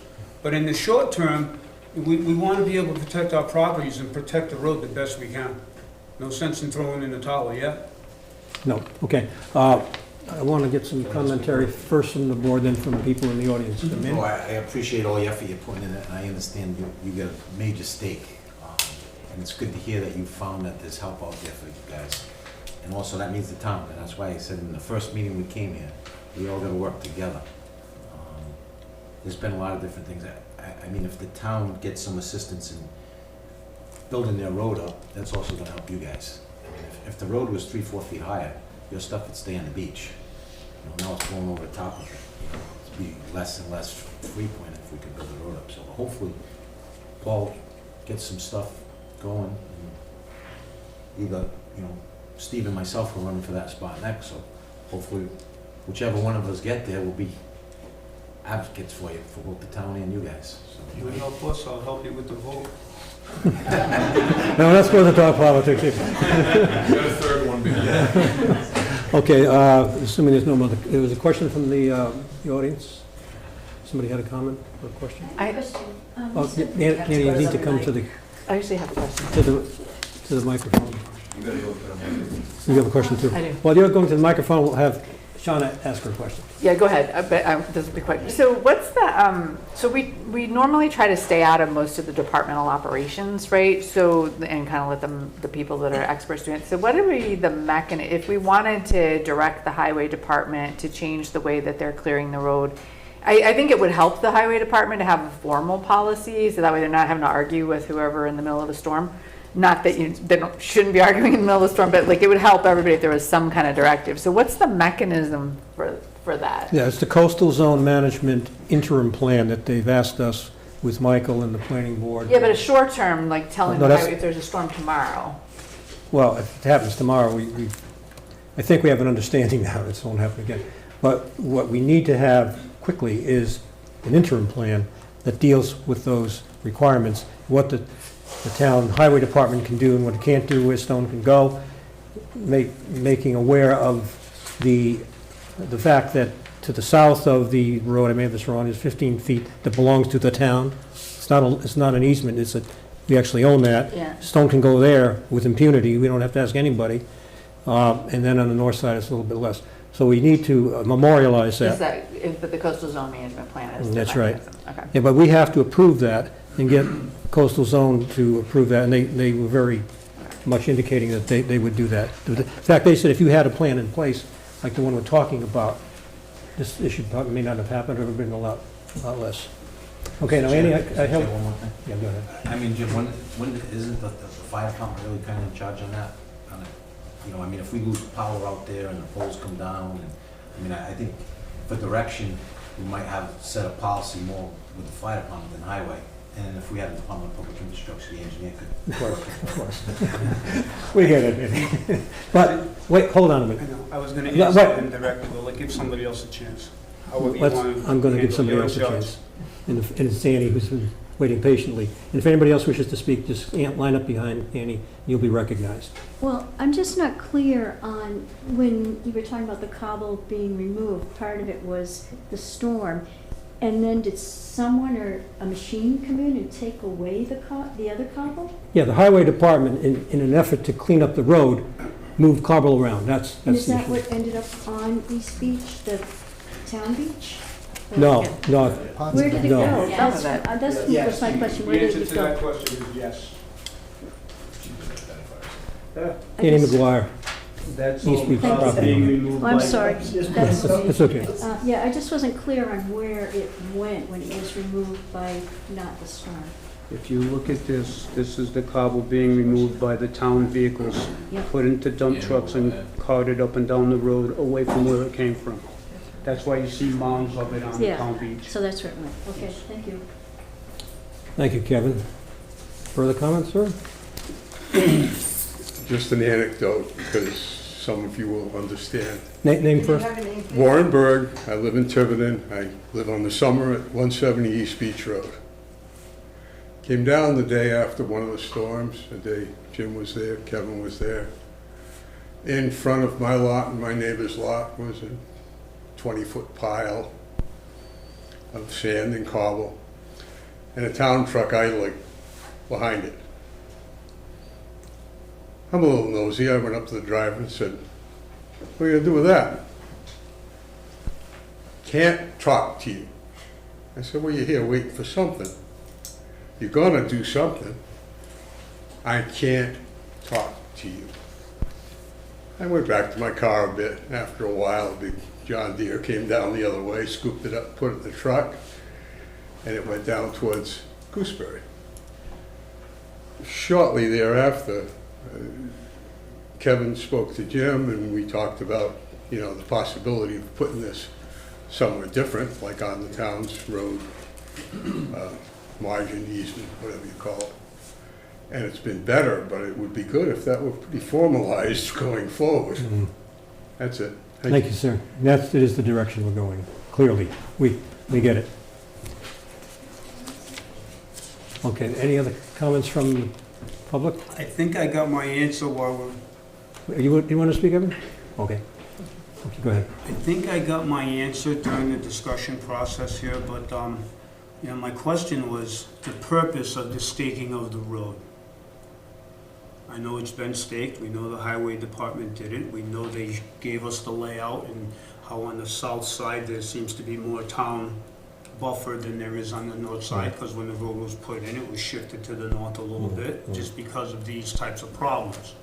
And I don't know who to ask this question of. I would think maybe Jim might be able to at least point us in the right direction, if not answer it, because Jim obviously is the connection between all the town departments. The purpose of staking out the road for that layout, is that to signify where the municipal land is, and if they clear the road in the next cycle, next storm, like Mr. Brewer says, you can put it on your property without that risk of what you've told me in the past, is that gray area of going on private property. And then in turn, if you leave it in that area, we can push it back. Is that how I understand why the road was staked? The reason why it was staked was to determine the limits of the town layout. And that was it. It was also staked so that they could determine the limits of the town property at either end. And that was the reason why it was staked. Could we use that as a marker, if you will, for the next future storm? I think it's important if you leave the markers there and you keep those markers in place, then the next storm they would know. The tough part is it's only a stick. People hitting them, knocking them over. Yeah, I think they got an idea of something more permanent there. That's a good idea, because then we're not worrying with driving over any structure. But if we place them, we need to place them kind of in areas where they're not going to get damaged going into the future. Or somebody's going to run one over. Yep. And we understand that, if they're in the middle of the lot and you got to get they're going to get knocked over. And, Okay. So we should probably work on that. I think they only need some range poles anyway from here, maybe a telephone pole on one end and the other end, so they can eyeball it down when they're going down there. When I'm putting lights up in an industrial setting, I set up a laser. It's the same concept of when you set up a tripod and you're measuring property lines. So that was another thing we talked, maybe put a boulder with a drill hole on it, one end and the other end. You can put the laser on it and shoot it down, and it is. Okay, so I guess what we're looking for, and I don't know if the board is willing to entertain that with a little more discussion and a motion to adopt some sort of policy, even if it's an interim policy based on what Tony and I have proposed through the EVIA, and if that would satisfy what coastal zone management is looking for. Well, we want to get to that point. That's not tonight, though. Okay. We need to hear from the planning board and Mr. Boris. We need to be in touch with Jim and the coastal zone, work up a plan, get that before the board of selectmen for our approval. And I don't know if the CZM has to approve it as well, but whatever. Maybe and I take hope some that of this goes information and work with Michael and coastal zone and come up with some sort of plan that would be helpful for everyone. Yeah. And in the meantime, we keep an eye on coastal zone management's grant process. Absolutely. Because she mentioned in that March 1st meeting that the process wasn't open yet, but it would be. Yeah. And typically you don't see any results to it till the end of the summer and the fall. But we don't want to miss that window. And we're looking for people to help us create grants. You know, we've got a couple of people that are well versed in it. If the town has someone that wants to work alongside of us, we can stay in touch with Jim and Michael Boris and see what we can do to put together and stay active now that you guys have helped me with the Coastal Resiliency Committee. You know, I want to be a voice on there as well to try and, if nothing else, try and extend the life of the properties, the road, and the East Beach community as it is. And God willing, that causeway study will come out and tell us that it's got to go. And then we'll wait 10 years for the Army Corps of Engineers to do something. We talked about that on March 1st as well. Gentlemen, thank you. Thank you. We'll see you again often, I hope. Thank you, everyone. Thank you. The next item it's under discussion, this is the last one, is public water supply. Manny, you had brought this forth in a request regarding the Sanford Road area. I don't know if you have anything to say, Jim, or Manny should just tell us what this is about. Yeah, well, I mean, the request was Macomb School and Our Lady of Light Church. That's what the request was. Lady of Grace. Lady of Grace. So, Jim, the Macomb School, what's the status on that grant you applied for? So last week, they requested additional information, which we provided. They sent that up to EPA. We're just waiting to hear back from EPA. What kind of information did you provide to EPA? They wanted the scope of work and the budget. Okay, so what did the scope of work entail? It entailed the water loop from, and it was very general, just a paragraph of what it was doing. So why didn't it entail the whole neighborhood? There wasn't enough money to do the whole It neighborhood. doesn't matter about the money. Well, it does, because they said we have $4 million, and they upped it to $4 million, and it was based on our previous submittal, so I couldn't change it. Okay, so that means previously you submitted an error, right? No, it was not an error. No. So what kind of grant is this? This is a PFAS grant. Okay, so that whole Macomb neighborhood isn't going to be covered in that grant. You need to at least let them know about the whole neighborhood and the design. Because we're looking to go to the federal government and help in this. Yep. So I just don't understand when again, last year, when this PFAS stuff came out, a year ago, January, and I mentioned to you about that neighborhood. So then all we got was a water main loop in and out. Okay, when I assumed that you included the whole neighborhood because of it. Again, there was a little bit of going back and forth. And then you've told me that that's not one of those neighborhoods. No, this is Macomb. We don't have that on the agenda. We don't have this on the agenda. Well, I requested it to be on the agenda in this fashion, and this is the way it was put on the agenda. So I'm not in charge of the agenda, I'm just saying it doesn't say that on the agenda. It says public water Well, supply, Sanford Road. I'm answering your question on why it's on the agenda. What type of grant was that for? It was a PFAS grant. Okay. So we're gonna have an infrastructure meeting over there Wednesday in that neighborhood. We're gonna have all of those people from that neighborhood are gonna be there. Yes, and I've made it very clear from day one that the PFAS grant was for a water loop going up to the Macomb School from Route 6 down Osborne Street to Macomb, and then looping back down to Route 6 down Gifford Road. This has been mentioned in a number of meetings here at the Board of Selectmen. Every time I've brought it up, I've mentioned it and I've been specific. The Macomb neighborhood, as far as I was aware, did not come into play until about a month and a half ago. And maybe I misunderstood you, and if I did, I apologize for that. But it was my understanding up until about a month and a half ago that we were looking at the loop, the water line loop going up to the Macomb School and not the Macomb neighborhood. So that was prior to the PFAS contamination stuff. That's when, in a meeting with the building committee, the superintendent had mentioned issues with the well. And at that point in time, I said that the loop for the water would be, we're not gonna spend any money on the well. That's the first loop we need in to. That's correct. For the water main to expand. And one of the issues we had with the water main is residence time. So you need more customers. So this whole neighborhood, the whole neighborhood will bring us up to a next threshold that will lower the water prices. The PFAS contamination from the EPA is sewer and water. So the plan, when you go for the grant, should be sewer and water. And last year you told me that we couldn't apply for the grant because we didn't have a design. And then this year you said you applied for the grant without the I design. don't remember saying we couldn't apply because we didn't have the design. Correspondence and an email to that. I'd like to see that. And then after you told me that, one of my meetings with Bob Gaylor, after the planning board, I said, well, just for the hell of it, Bob, if we don't have a design for Macomb neighborhood, and these regulations are out, why don't we just throw the whole Route 6 sewer main design in?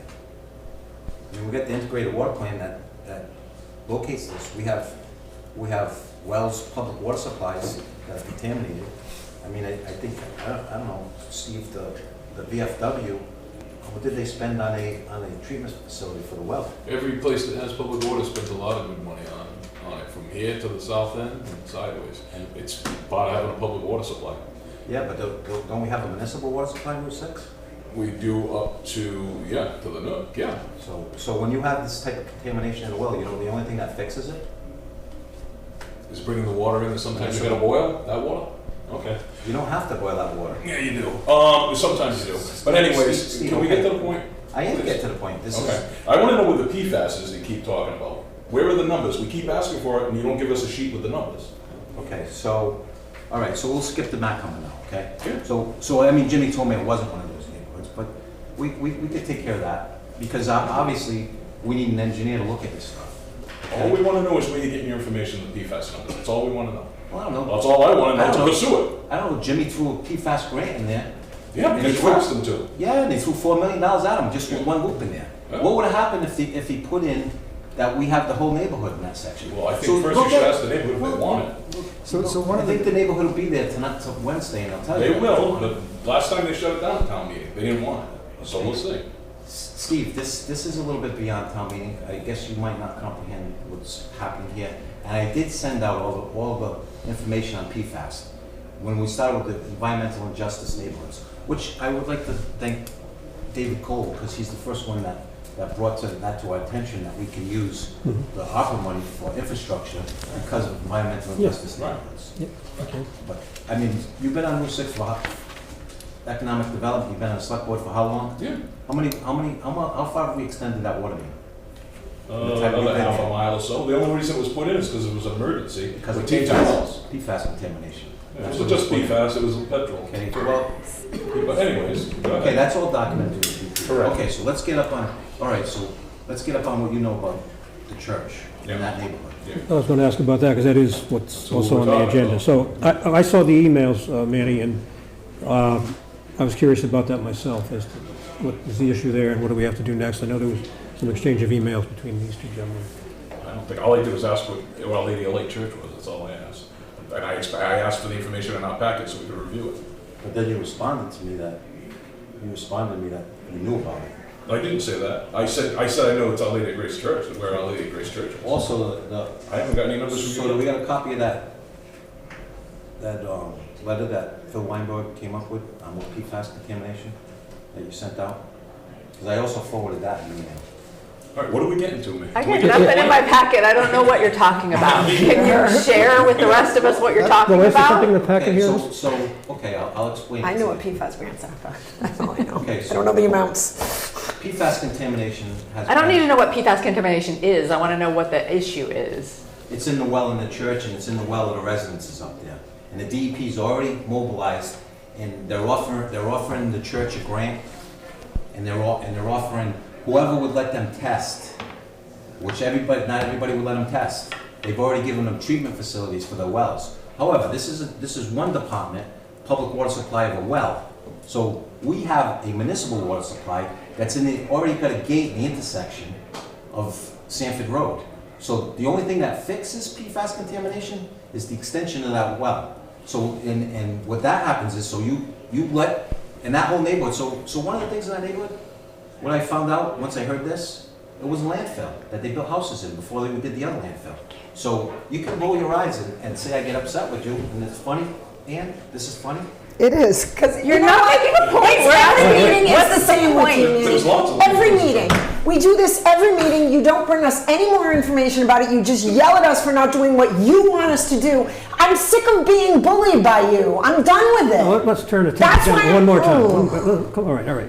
I'm hearing you. Just a bully. We used to have this in the packet, I don't know why we don't. Because I asked, and this is, like I said, I just said how I put it in there. We can look at the email, how I sent it, and this is how it ended up in the packet. But you send your proposal, hey, I want to talk about this is the numbers. I this is why- requested to Dick, I wanted it in there for a public health threat. So I'm addressing the public health threat. You need the information that supports that you claim it's a public health threat. I Okay, don't know why it's so difficult. It's not my job to investigate it. It Okay. is Of course your it is. That's job. the point of the agenda. Okay. That's what selectmen do. That's all you do. Well, So, all right, I'm an elected official. I find this, okay? So then it's Jimmy's job. He's the water, that's our job. So. You present for what the five- situation is. All right, for $500 a month, I'm gonna spend, you know how much time I spend on this already? So- Yeah, do it for we've free. all been Plan on the to do it board for for free. quite a while. So again, why can't we have the information? We have to Well, provide it. wait, one second. Well, we did. I'd like to say something. Manny brought this to our attention via email and asked that it be put on the agenda, so that's why it's on here, okay?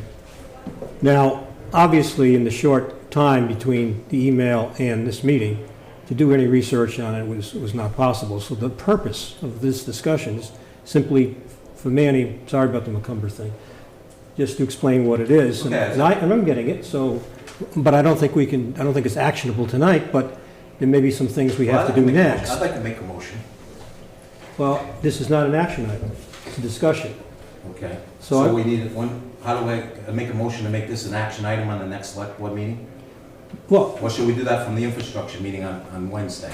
certainly, at the next Board of Selectmen meeting, Select Board meeting, we could put it, as it works here, when somebody has a recommendation for a future item, we usually do that. So if that's your request to do it, I think that's the proper way to do it, then that would be an action item, and then we would discuss it and determine if we would take action on it, and have motions and vote on them. And that means- That is the correct format, and I appreciate you for that. It needs to be more than public water supply, like, it needs to be more Well- than a discussion item. It needs to be what exactly you want done and stuff to back that up. We'll discuss, Some of that was our this, wording. how my email went out, okay? And we'll discuss what Steve said about it, okay? And what ended up here. So that's why I get upset, okay? All right, we hear you. Understood. And So- I like that, we have somebody in the audience that's been working on this PFAS contamination. He might bring a little bit of light. And the only reason I'm bringing this up is because there's money to help these people. But if we just sit back, I talked to the priest, and the priest told me that he's been being recommended from one of the parishioners not to take the money from the DEP. Because there's strings attached, like Steve likes to say. The strings are a lifeline, Steve. Okay, so for the record, this item will be at the next meeting as a listed item under action. We'll have a discussion there. There will be, Jim should collect any materials for the package, so we have background on it, and we'll go forward. Jim, can we just get a map of where all the Now, what? PFAS known is? Oh, I'm We sorry. can't be all talking at the same I time. apologize. Don't you people understand Can the I- open meeting law? Gosh.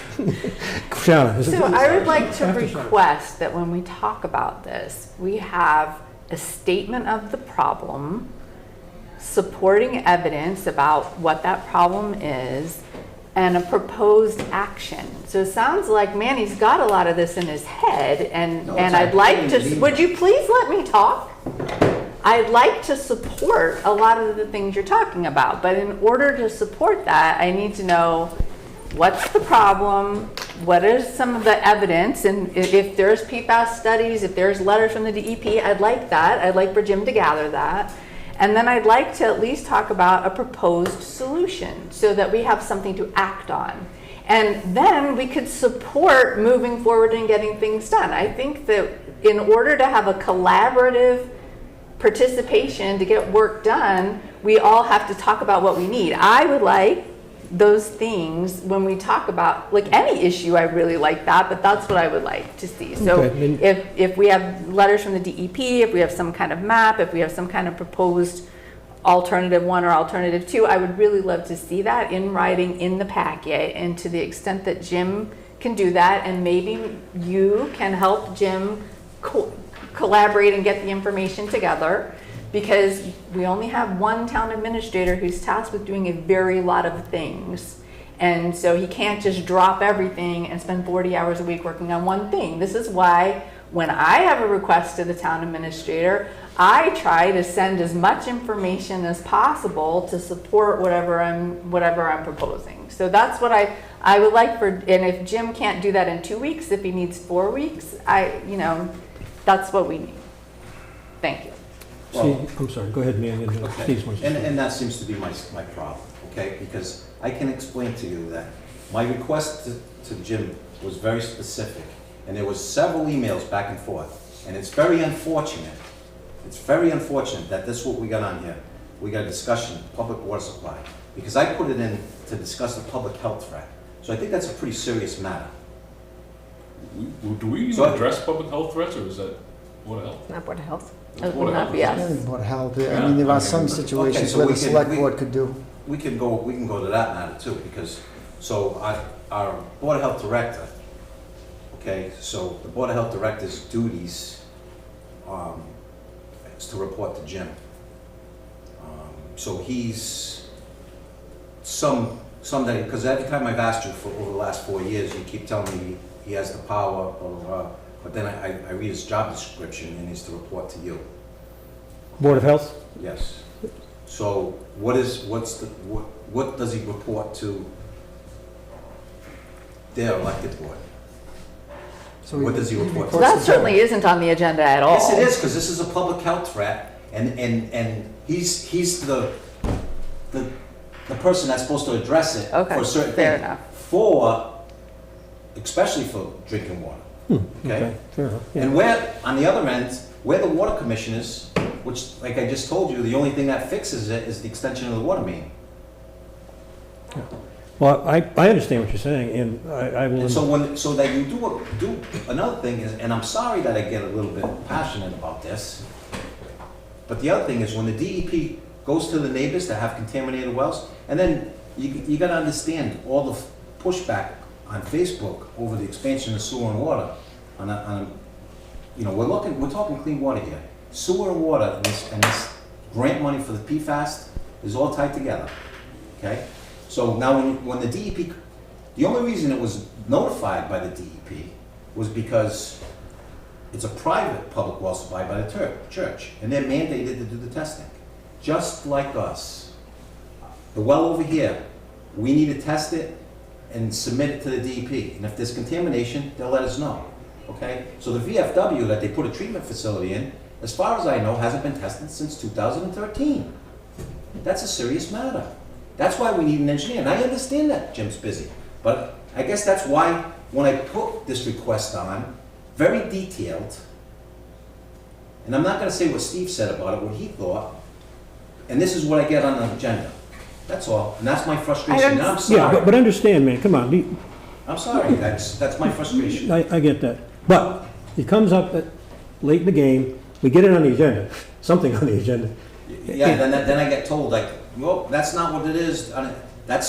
What's on the agenda is not what I requested. Okay. The information I put wasn't put on the agenda, and what I requested. Well, I requested an action item, actually, not a discussion. So Well- now I'm gonna get pushed off another couple of weeks. So if there's a public health threat, that's not really a good thing to do. And that's another reason why we need an engineer to be in charge of this. Because the other thing is, the thing that he directs to you, Jim, from the Board of Health, will be the water and the sewer, that's an engineer. And I understand you're not an engineer, so you're not the consultant. Then you need to hire somebody to assess that. All right, but I I'm think. just looking for transparency. Yeah, no, okay. But in conclusion on this point, we get it. You're not satisfied with the detail here.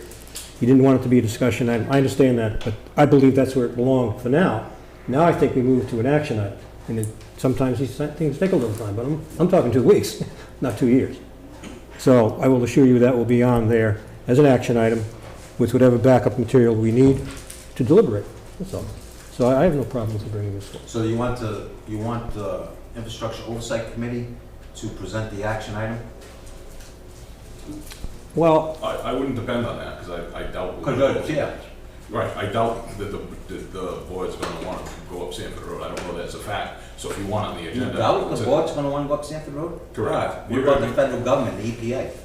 well, here's what As a water commissioner. what I was going to suggest is this, is that normally, and it varies I'm by, glad you think it's fun. You're horrible. You are horrible. You are behaving so disrespectfully Look. in this meeting. It's okay, again, the third time tonight, the temperature must come down. So let's come back to the issue. I'm sorry, sure. So. What are we still clearly- talking about this item? Can we just move on then? 'Cause we've- Well, I Yeah, was, he can. I think Dick is I mean, trying it to just move it keeps on. going. I was going to answer, Mr. Chair, if I could just answer very, very briefly. If the infrastructure wants to push it forward, we wait. If not, Mr. Soers can bring it, whatever he wants to do. well, I was not envisioning having a presentation at the next time. We Right. should discuss it I first, just- and it could be that out of that discussion, by joint action of the Board of Selectmen, Select Board. We invite then the Infrastructure Oversight Committee to come forward, make a presentation. And I know this adds in more time, but I think that is the right process. So I think, as far as I'm concerned, we have had a full discussion on this, and I don't think there's anything more to do tonight on this. I would suggest this item be concluded. Is there any strong objection to that? No. All right, then. And I'm okay with debate, but at some point, we have to move on. So, with all that behind us, it's been a busy night. The Town Administrator report. All right. Route 6 Interbasin Transfer Act permit, I'm just kind of updating the board on where we are with that. There was a meeting with the Water Resource Commission, I think on Thursday of this week. The staff is recommending that they approve it as a project that is insignificant under the Interbasin Transfer Act, which is a good thing for the town. And what the Interbasin Transfer Act regulates is that with the sewer and water project, because we're moving water and sewer from Fall River water basin or drainage area, watershed area into Westport and vice versa, you have to do this analysis to get their permit. And it looks like with the staff recommendation from the state that it will go in as insignificant, which is good for the town. Jim, so that designation is because the water supplied from Fall River comes into Westport and goes back into Fall River. That's why it's called insignificant. So that's why sewer and water are one and the same. Yes, it's a big part of it. Broadcasting of meetings. We finally made contact with Spectrum early last week, or the end of the week after, right after the last Selectmen's meeting. It was not easy to do, but we did make contact with them. They assigned a project manager, and they finally did get it up and going. Eventually, right? Eventually, yeah. It took a long time. We got there. You're right, you're There correct. still may be some bugs to work out, so hopefully there aren't too many bugs. Today, right? Well, Yeah, you could- momentarily, but get back. Get it back up. Val did her magic. Thank you. Thank you. These things can also be viewed on YouTube. They're streamed live as well. We did get the contract finally from Spectrum Northeast. We had signed it in September. They signed it February 29th. So I know Irene Buck has been pushing them, and the Cable Advisory Committee has been pushing Spectrum for a long time to get this done. We're not different from any other community. In fact, the attorneys seem to think that ours went much quicker than most, if that's any consolation. So, What do they think is a normal time frame? this is, All right, well, yeah, anyway, that's the I'm not process. looking to get the horse in the mouth. This is good news. Chapter 90, they've announced our yearly Chapter 90 apportionment, which should be just under $700,000, and this is consistent with, our yearly amount. So that'll be available for this spring for reconstruction and construction of roads here in town. Those roads or that reconstruction does have to meet Mass Highway approval, and they will be submitting a project request for those streets. And then I just want to note the piping plover. I put in a copy of the report. It's in your files from last year. They're looking at about $11,000 of monitoring this summer, and that would be for Cherry and Webb Beach, East Beach, and Beach Avenue. It's something that the state requires us to do, so we will continue to do that. On that, where was that here? Was that, Number 5, piping plover monitor. I had an earlier version that didn't have that. That's okay. I know what you're talking about because I have that separately. Yeah. And do I have did that. put a copy of the Yeah, report. I do have that. Yep. Gotcha. Okay, understood. That's all I have. Any questions for Jim on this town administrator report? Okay, moving along, we have approval of 3 sets of minutes. I'll take them one at a time. Well, Minnie, you can tell us how you want to do this. Okay, I approve the minutes of February 12th, 2024. Moving them. I moved to. Second. And I move to approve the minutes of February 26th, 2024. What do you want to do with it? Well, wait, Want to do them all? I was going to say, I'm looking at What happened to January January 31st, A. So I wanted to ask about that first. Oh, I'm sorry, I jumped down to the bottom. And you can, we should probably do these separately, just for the record. So we'll start with the January 31st, if you don't That will mind. count that we already seconded? No, we're You can't seconded second B. January 3rd. Okay. Which one are we on? No, I brought us back to A, January 12th and 31st. 26th were made and seconded. Motion and a second on the table. Voted on them. We did that? Yeah, he made the motion on this. I went by pretty fast. Yeah. Just We're going backwards, but it's all right. Okay, so we're just dealing now with January 31st. No, I thought, No, you need to. No. we need to resolve the They're- motion. Yes, Sorry, I they didn't were know. made and seconded, but. Just never- for February 12th right now, and then What date are we talking about at the moment? February 12th. Only February 12th? There's a motion and a second on February 12th. Okay, discussion on February 12th. No discussion, all in favor say aye. Aye. Motion carries. Now, what's next? The 31st or the 26th? I'll move to approve the minutes for January 31st, 2024. Second. I just have a point of order. You were not in attendance at that meeting, so I don't think you can move it. Oh, Manny wasn't? Oh, that was the joint meeting. It was the joint meeting, it's Shauna, Ann, and Dick, so I will Oh, move the sorry. minutes Oh, of okay. January Sorry, withdraw my 31st. second. I'll second. Thank Sorry. Okay. Sorry, I was like That was- waiting. That was the confusion. I thought that was a subcommittee. All right. I did that. We did post for that meeting as a full meeting to be on the safe side, but Yeah. only. We posted a full meeting and we had a quorum. That's right. Yeah, So, do you want to vote? yeah, I moved it, she seconded. Okay. Oh, so was it So going to? now we're going to vote. All in favor say aye. Aye, there we go. That motion carries unanimously, which is 3, And 2 abstentions. 2 abstentions, and none opposed. Okay. And that's it for, No. No, wait, now the February 6th. 26th. Were we at that? All of us? Word I'll make documents a are motion opening. to approve the minutes for February 26th. I had a problem with that. I had to Second. do everything. motion made and seconded, February 26th. Any comments? All in favor say aye. Aye. Any opposed? None. The motion carries unanimously. Okay, thank you. Hope nobody's watching that. YouTube and All right, report on the bill warrant. Is that you or me? That was you, wasn't it? I did it, yep. There were no voided checks. Everything else was fairly normal. $2 million warrant, which is basically what ours are most of the time, Thank you, Ann. and it's signed. Good job, as always. I know you're going to miss it, aren't you? A lot. The next item is 8, Selectmen Liaison Committee Reports and Suggestions for Future Agenda Discussion. I'll start with you, Ann. I had an affordable housing meeting. We went over just some normal things. Basically what Betty talked about is that we're just trying to get all our ducks in a row so that when a property comes up, we are able to act on it. We are putting an executive session on for every meeting in case something comes up, and trying to raise a little bit of money so there's money on the side, hoping that the water and sewer that everyone's planning and all the things that are going down are going to help us more move in that direction on the Route 6 corridor. Thank you. Anything else? That's it. That's it. Yes, Shauna?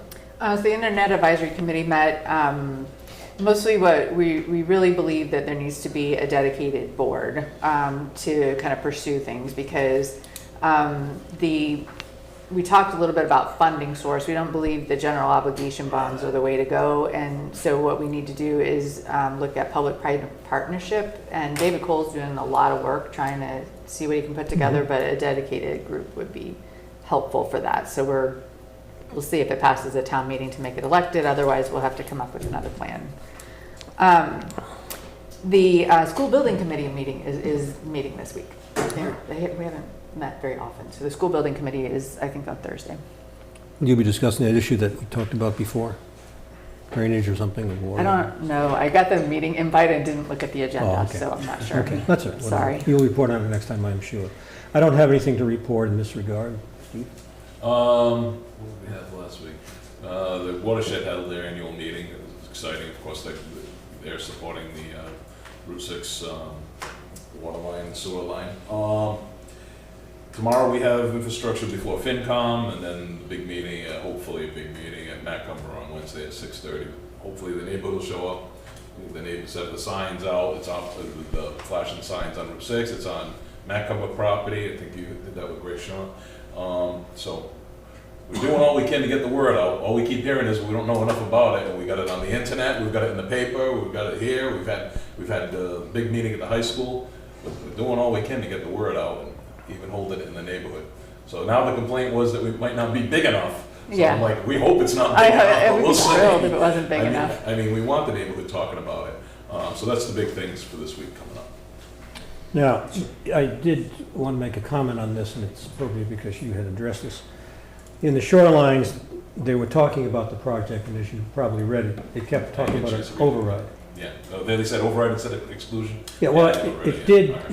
if you stay with the article, it starts to talk about the debt exclusion, but it mentions override a number of times, as this was an override.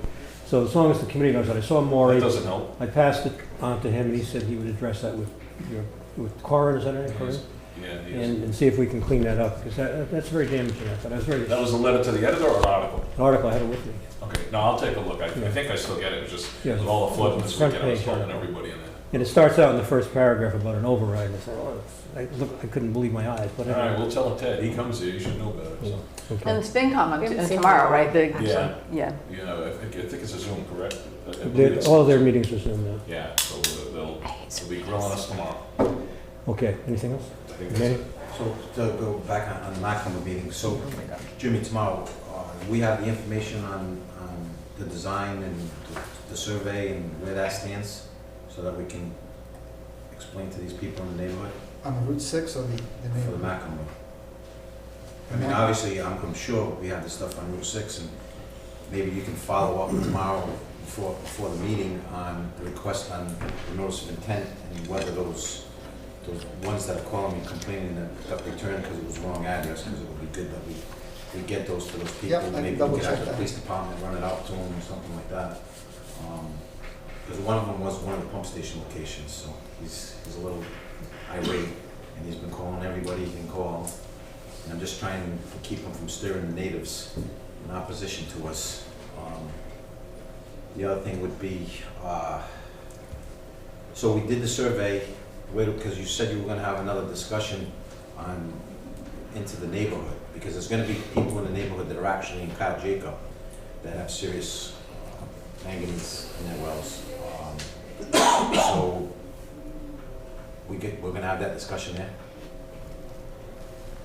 Yeah, so at the last meeting, the board approved, or the meeting before, I think it was the last meeting, approved design of the Macomb neighborhood, which included the area within Gifford Road and Osborne Street, and then it extended a few offshoots from that. It's now Oh, I Briggs thought it was Road, right to the Sylvain Street, right to and then down to Sylvain Street in that neighborhood there, Sylvain, Roslyn, was it Country, and a couple of others there. I've asked Kleinfelder to give us a final proposal on that.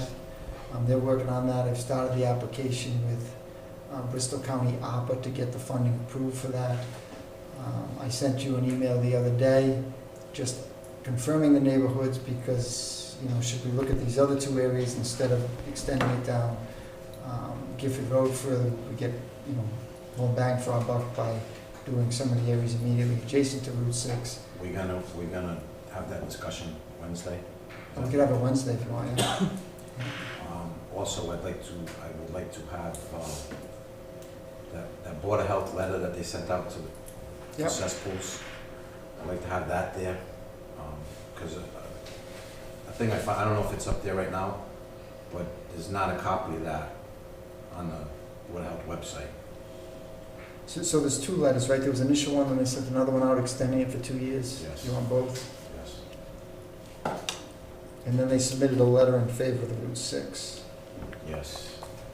And you also have a letter from Phil Weinberg on the PFAS contamination that I was told from the watershed president that it was going to be in the shorelines, and I didn't see it there. I might have missed I it. don't think I've seen that one yet, but I can ask. I sent you a copy of it in my email on Macomb. It's in there? Yeah. I apologize, I thought that was the original Board of Health letter. All right, anything else, Manny? Okay, on the long-term building committee. So what do we have the facilitator coming up? What's that meeting It's Friday, this week? it's this week, Friday 1 to 4 at the old high school.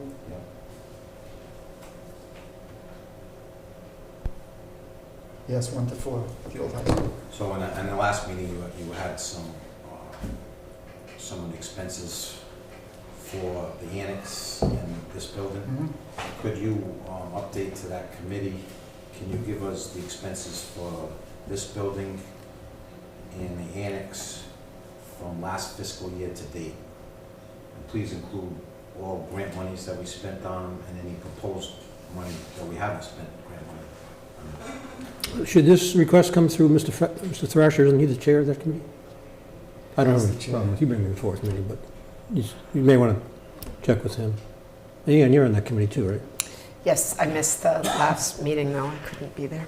Well, I'm asking them to send that to Chris. So you're I looking, understand I'm not the chair, but. you're looking July 1st to date, Yeah. July 1st, 2020. We have a big meeting on Friday. We have like a Right. flippin' 4-hour meeting. Well, I guess, I mean, the Yeah, account I can take a last look. fiscal year to now, Long-term building when committee? the fiscal year ends July. And it's July, yeah, she So I'm get it. assuming the stuff that you gave us was from July to now.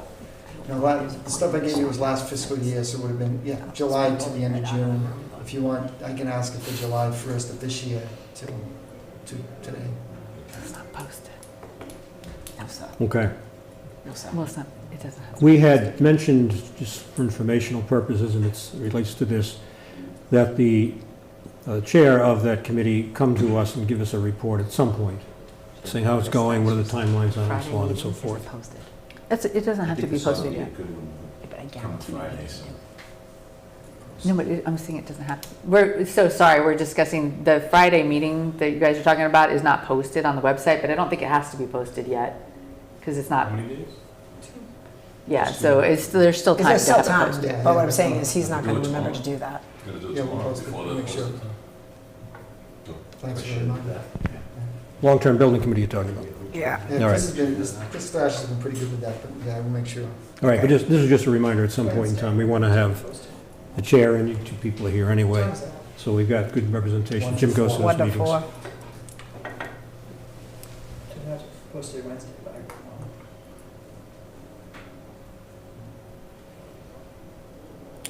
Okay, is that it? Yeah. Okay.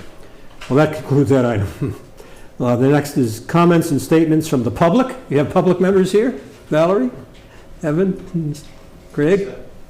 Then we'll move on to the next. It's just a reminder, item number 10 is board, committee, and commission's vacancy list, and the list is still fairly long, but much better than it used to be, so we encourage people to do that.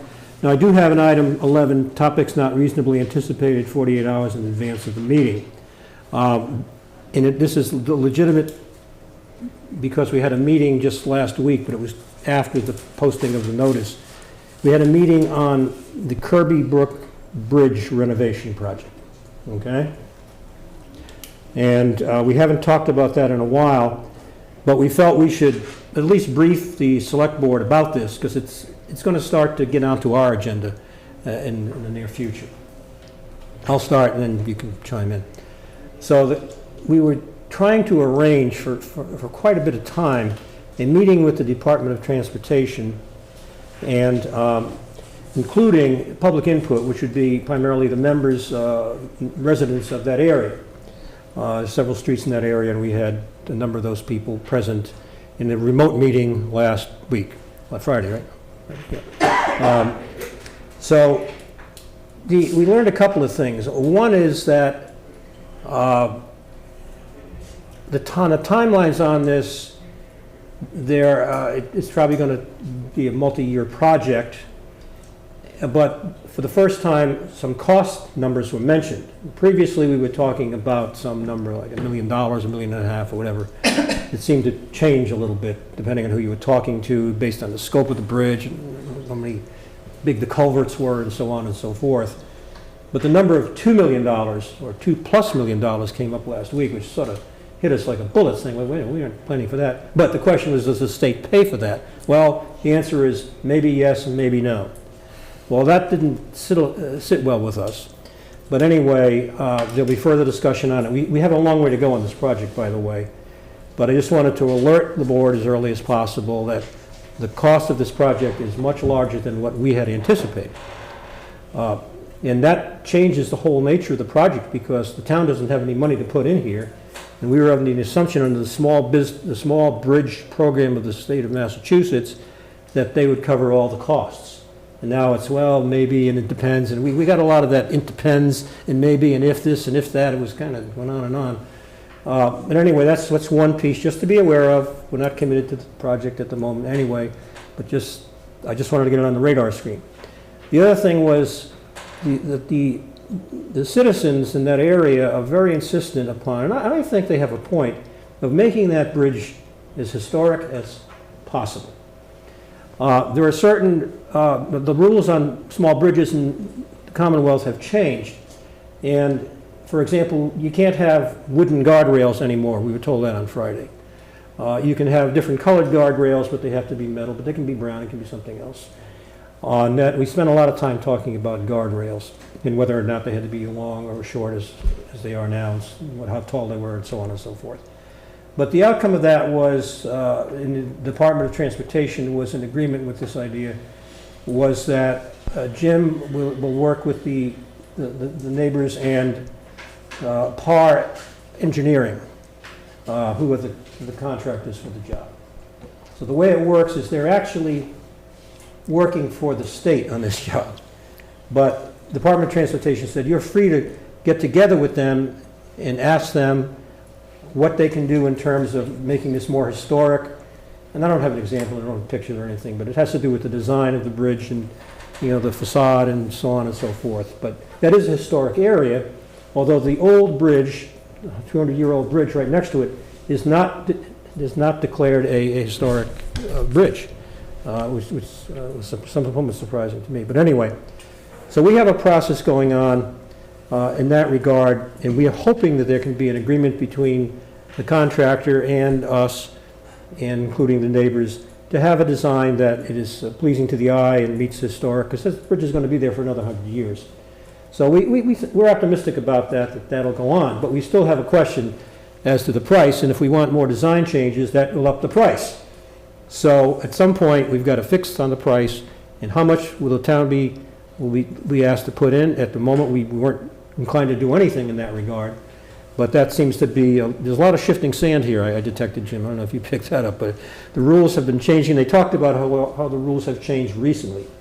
Anyway, in conclusion, so this is the project. I just want you to be aware of it. I know you were all aware of it. You probably weren't here then when this. I'm aware. You're aware. This is about the guardrails, right? Well, it was started out as the guardrails, but since that time, the bridge was declared deficient and in need of replacement. So it's gone beyond the guardrails. Those guardrails will eventually go, of course. They won't be kept. And new guardrails will be put up. And that's part of the new design. So I don't know what the next meeting will be with PAR, probably in the next weeks, I hope, the next few weeks. And then as more information becomes solidified, we'll make it known to all of you as select board members. So this was just an FYI. I wanted to get it on here under the 48-hour rule because this occurred last week. We didn't want to wait till the next meeting. And we have a comment from the public? Yes, just Valerie Bain, Public Access Coordinator. I had a question, two comments. The bridge was done a few years ago. That bridge. Guardrails. It was just the guardrails Yes. that were done? Oh, okay. Yeah. And the old bridge is historic. It's on the Macris because a couple of years ago I did a little Did You Ever Wonder thing when I was doing a little things on town. And it's on the, that bridge is on the Macris, which is the Massachusetts historic. It's an item, it's listed on the It's interesting state. because the Department of Transportation said it was not.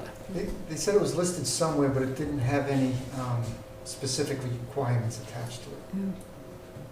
Yeah, it's indexed, it has its own number and detail information on it, so. Well, anyway, on that older bridge, nothing's going to happen to that bridge. They were clear on that, but it was just a point of information. But okay, so that clarifies that.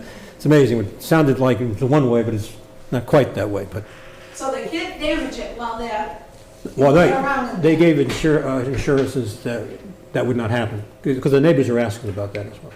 So, do we have the report that was deemed deficient? I've seen the report, I could get it to you. Please. Can you get it to us on Yeah. discussion? So, and we said we're not committed to it, who's paid for the design to date? The state paid for it. The whole thing? We didn't put anything up towards it? No. So so it must have been on that report then.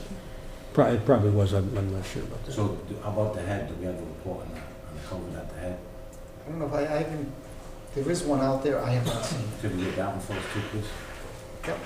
Yeah, maybe what we should do here, which I think would be a good process, is to look over the reports that you have, there's a ton of material on this already.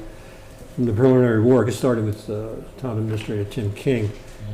And what we should be having, and to have discussions on being updated on it from time to time. Okay.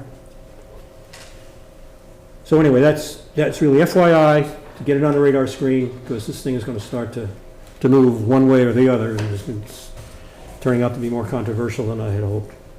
So that concludes that item. The next item on the agenda is a motion for executive session. I do have to read this. Pursuant to the provisions of MGL C-30A, Section 21A, the chair declares an open meeting will have a detrimental effect to A, approving the minutes of February 12th, 2024 and February 26, 2024. B, to discuss strategy with respect to collective bargaining with the Westport Permanent Firefighters Association Local 1802. And C, to discuss strategy with respect to collective bargaining in the Highway Department, AFSCME, Council 93, Local 1701. A motion is needed and then a roll call vote. So moved, Steve Levy. Second, Shawna Schufel. Motion made and seconded. The roll call vote, Minnie? Minnesota's aye. Aye, Steve Levy. Aye, Richard Brewer. Aye, Shawna Schufel. Diane Boxler. We are now in executive session. We will come back for only the purpose of closing the regular session.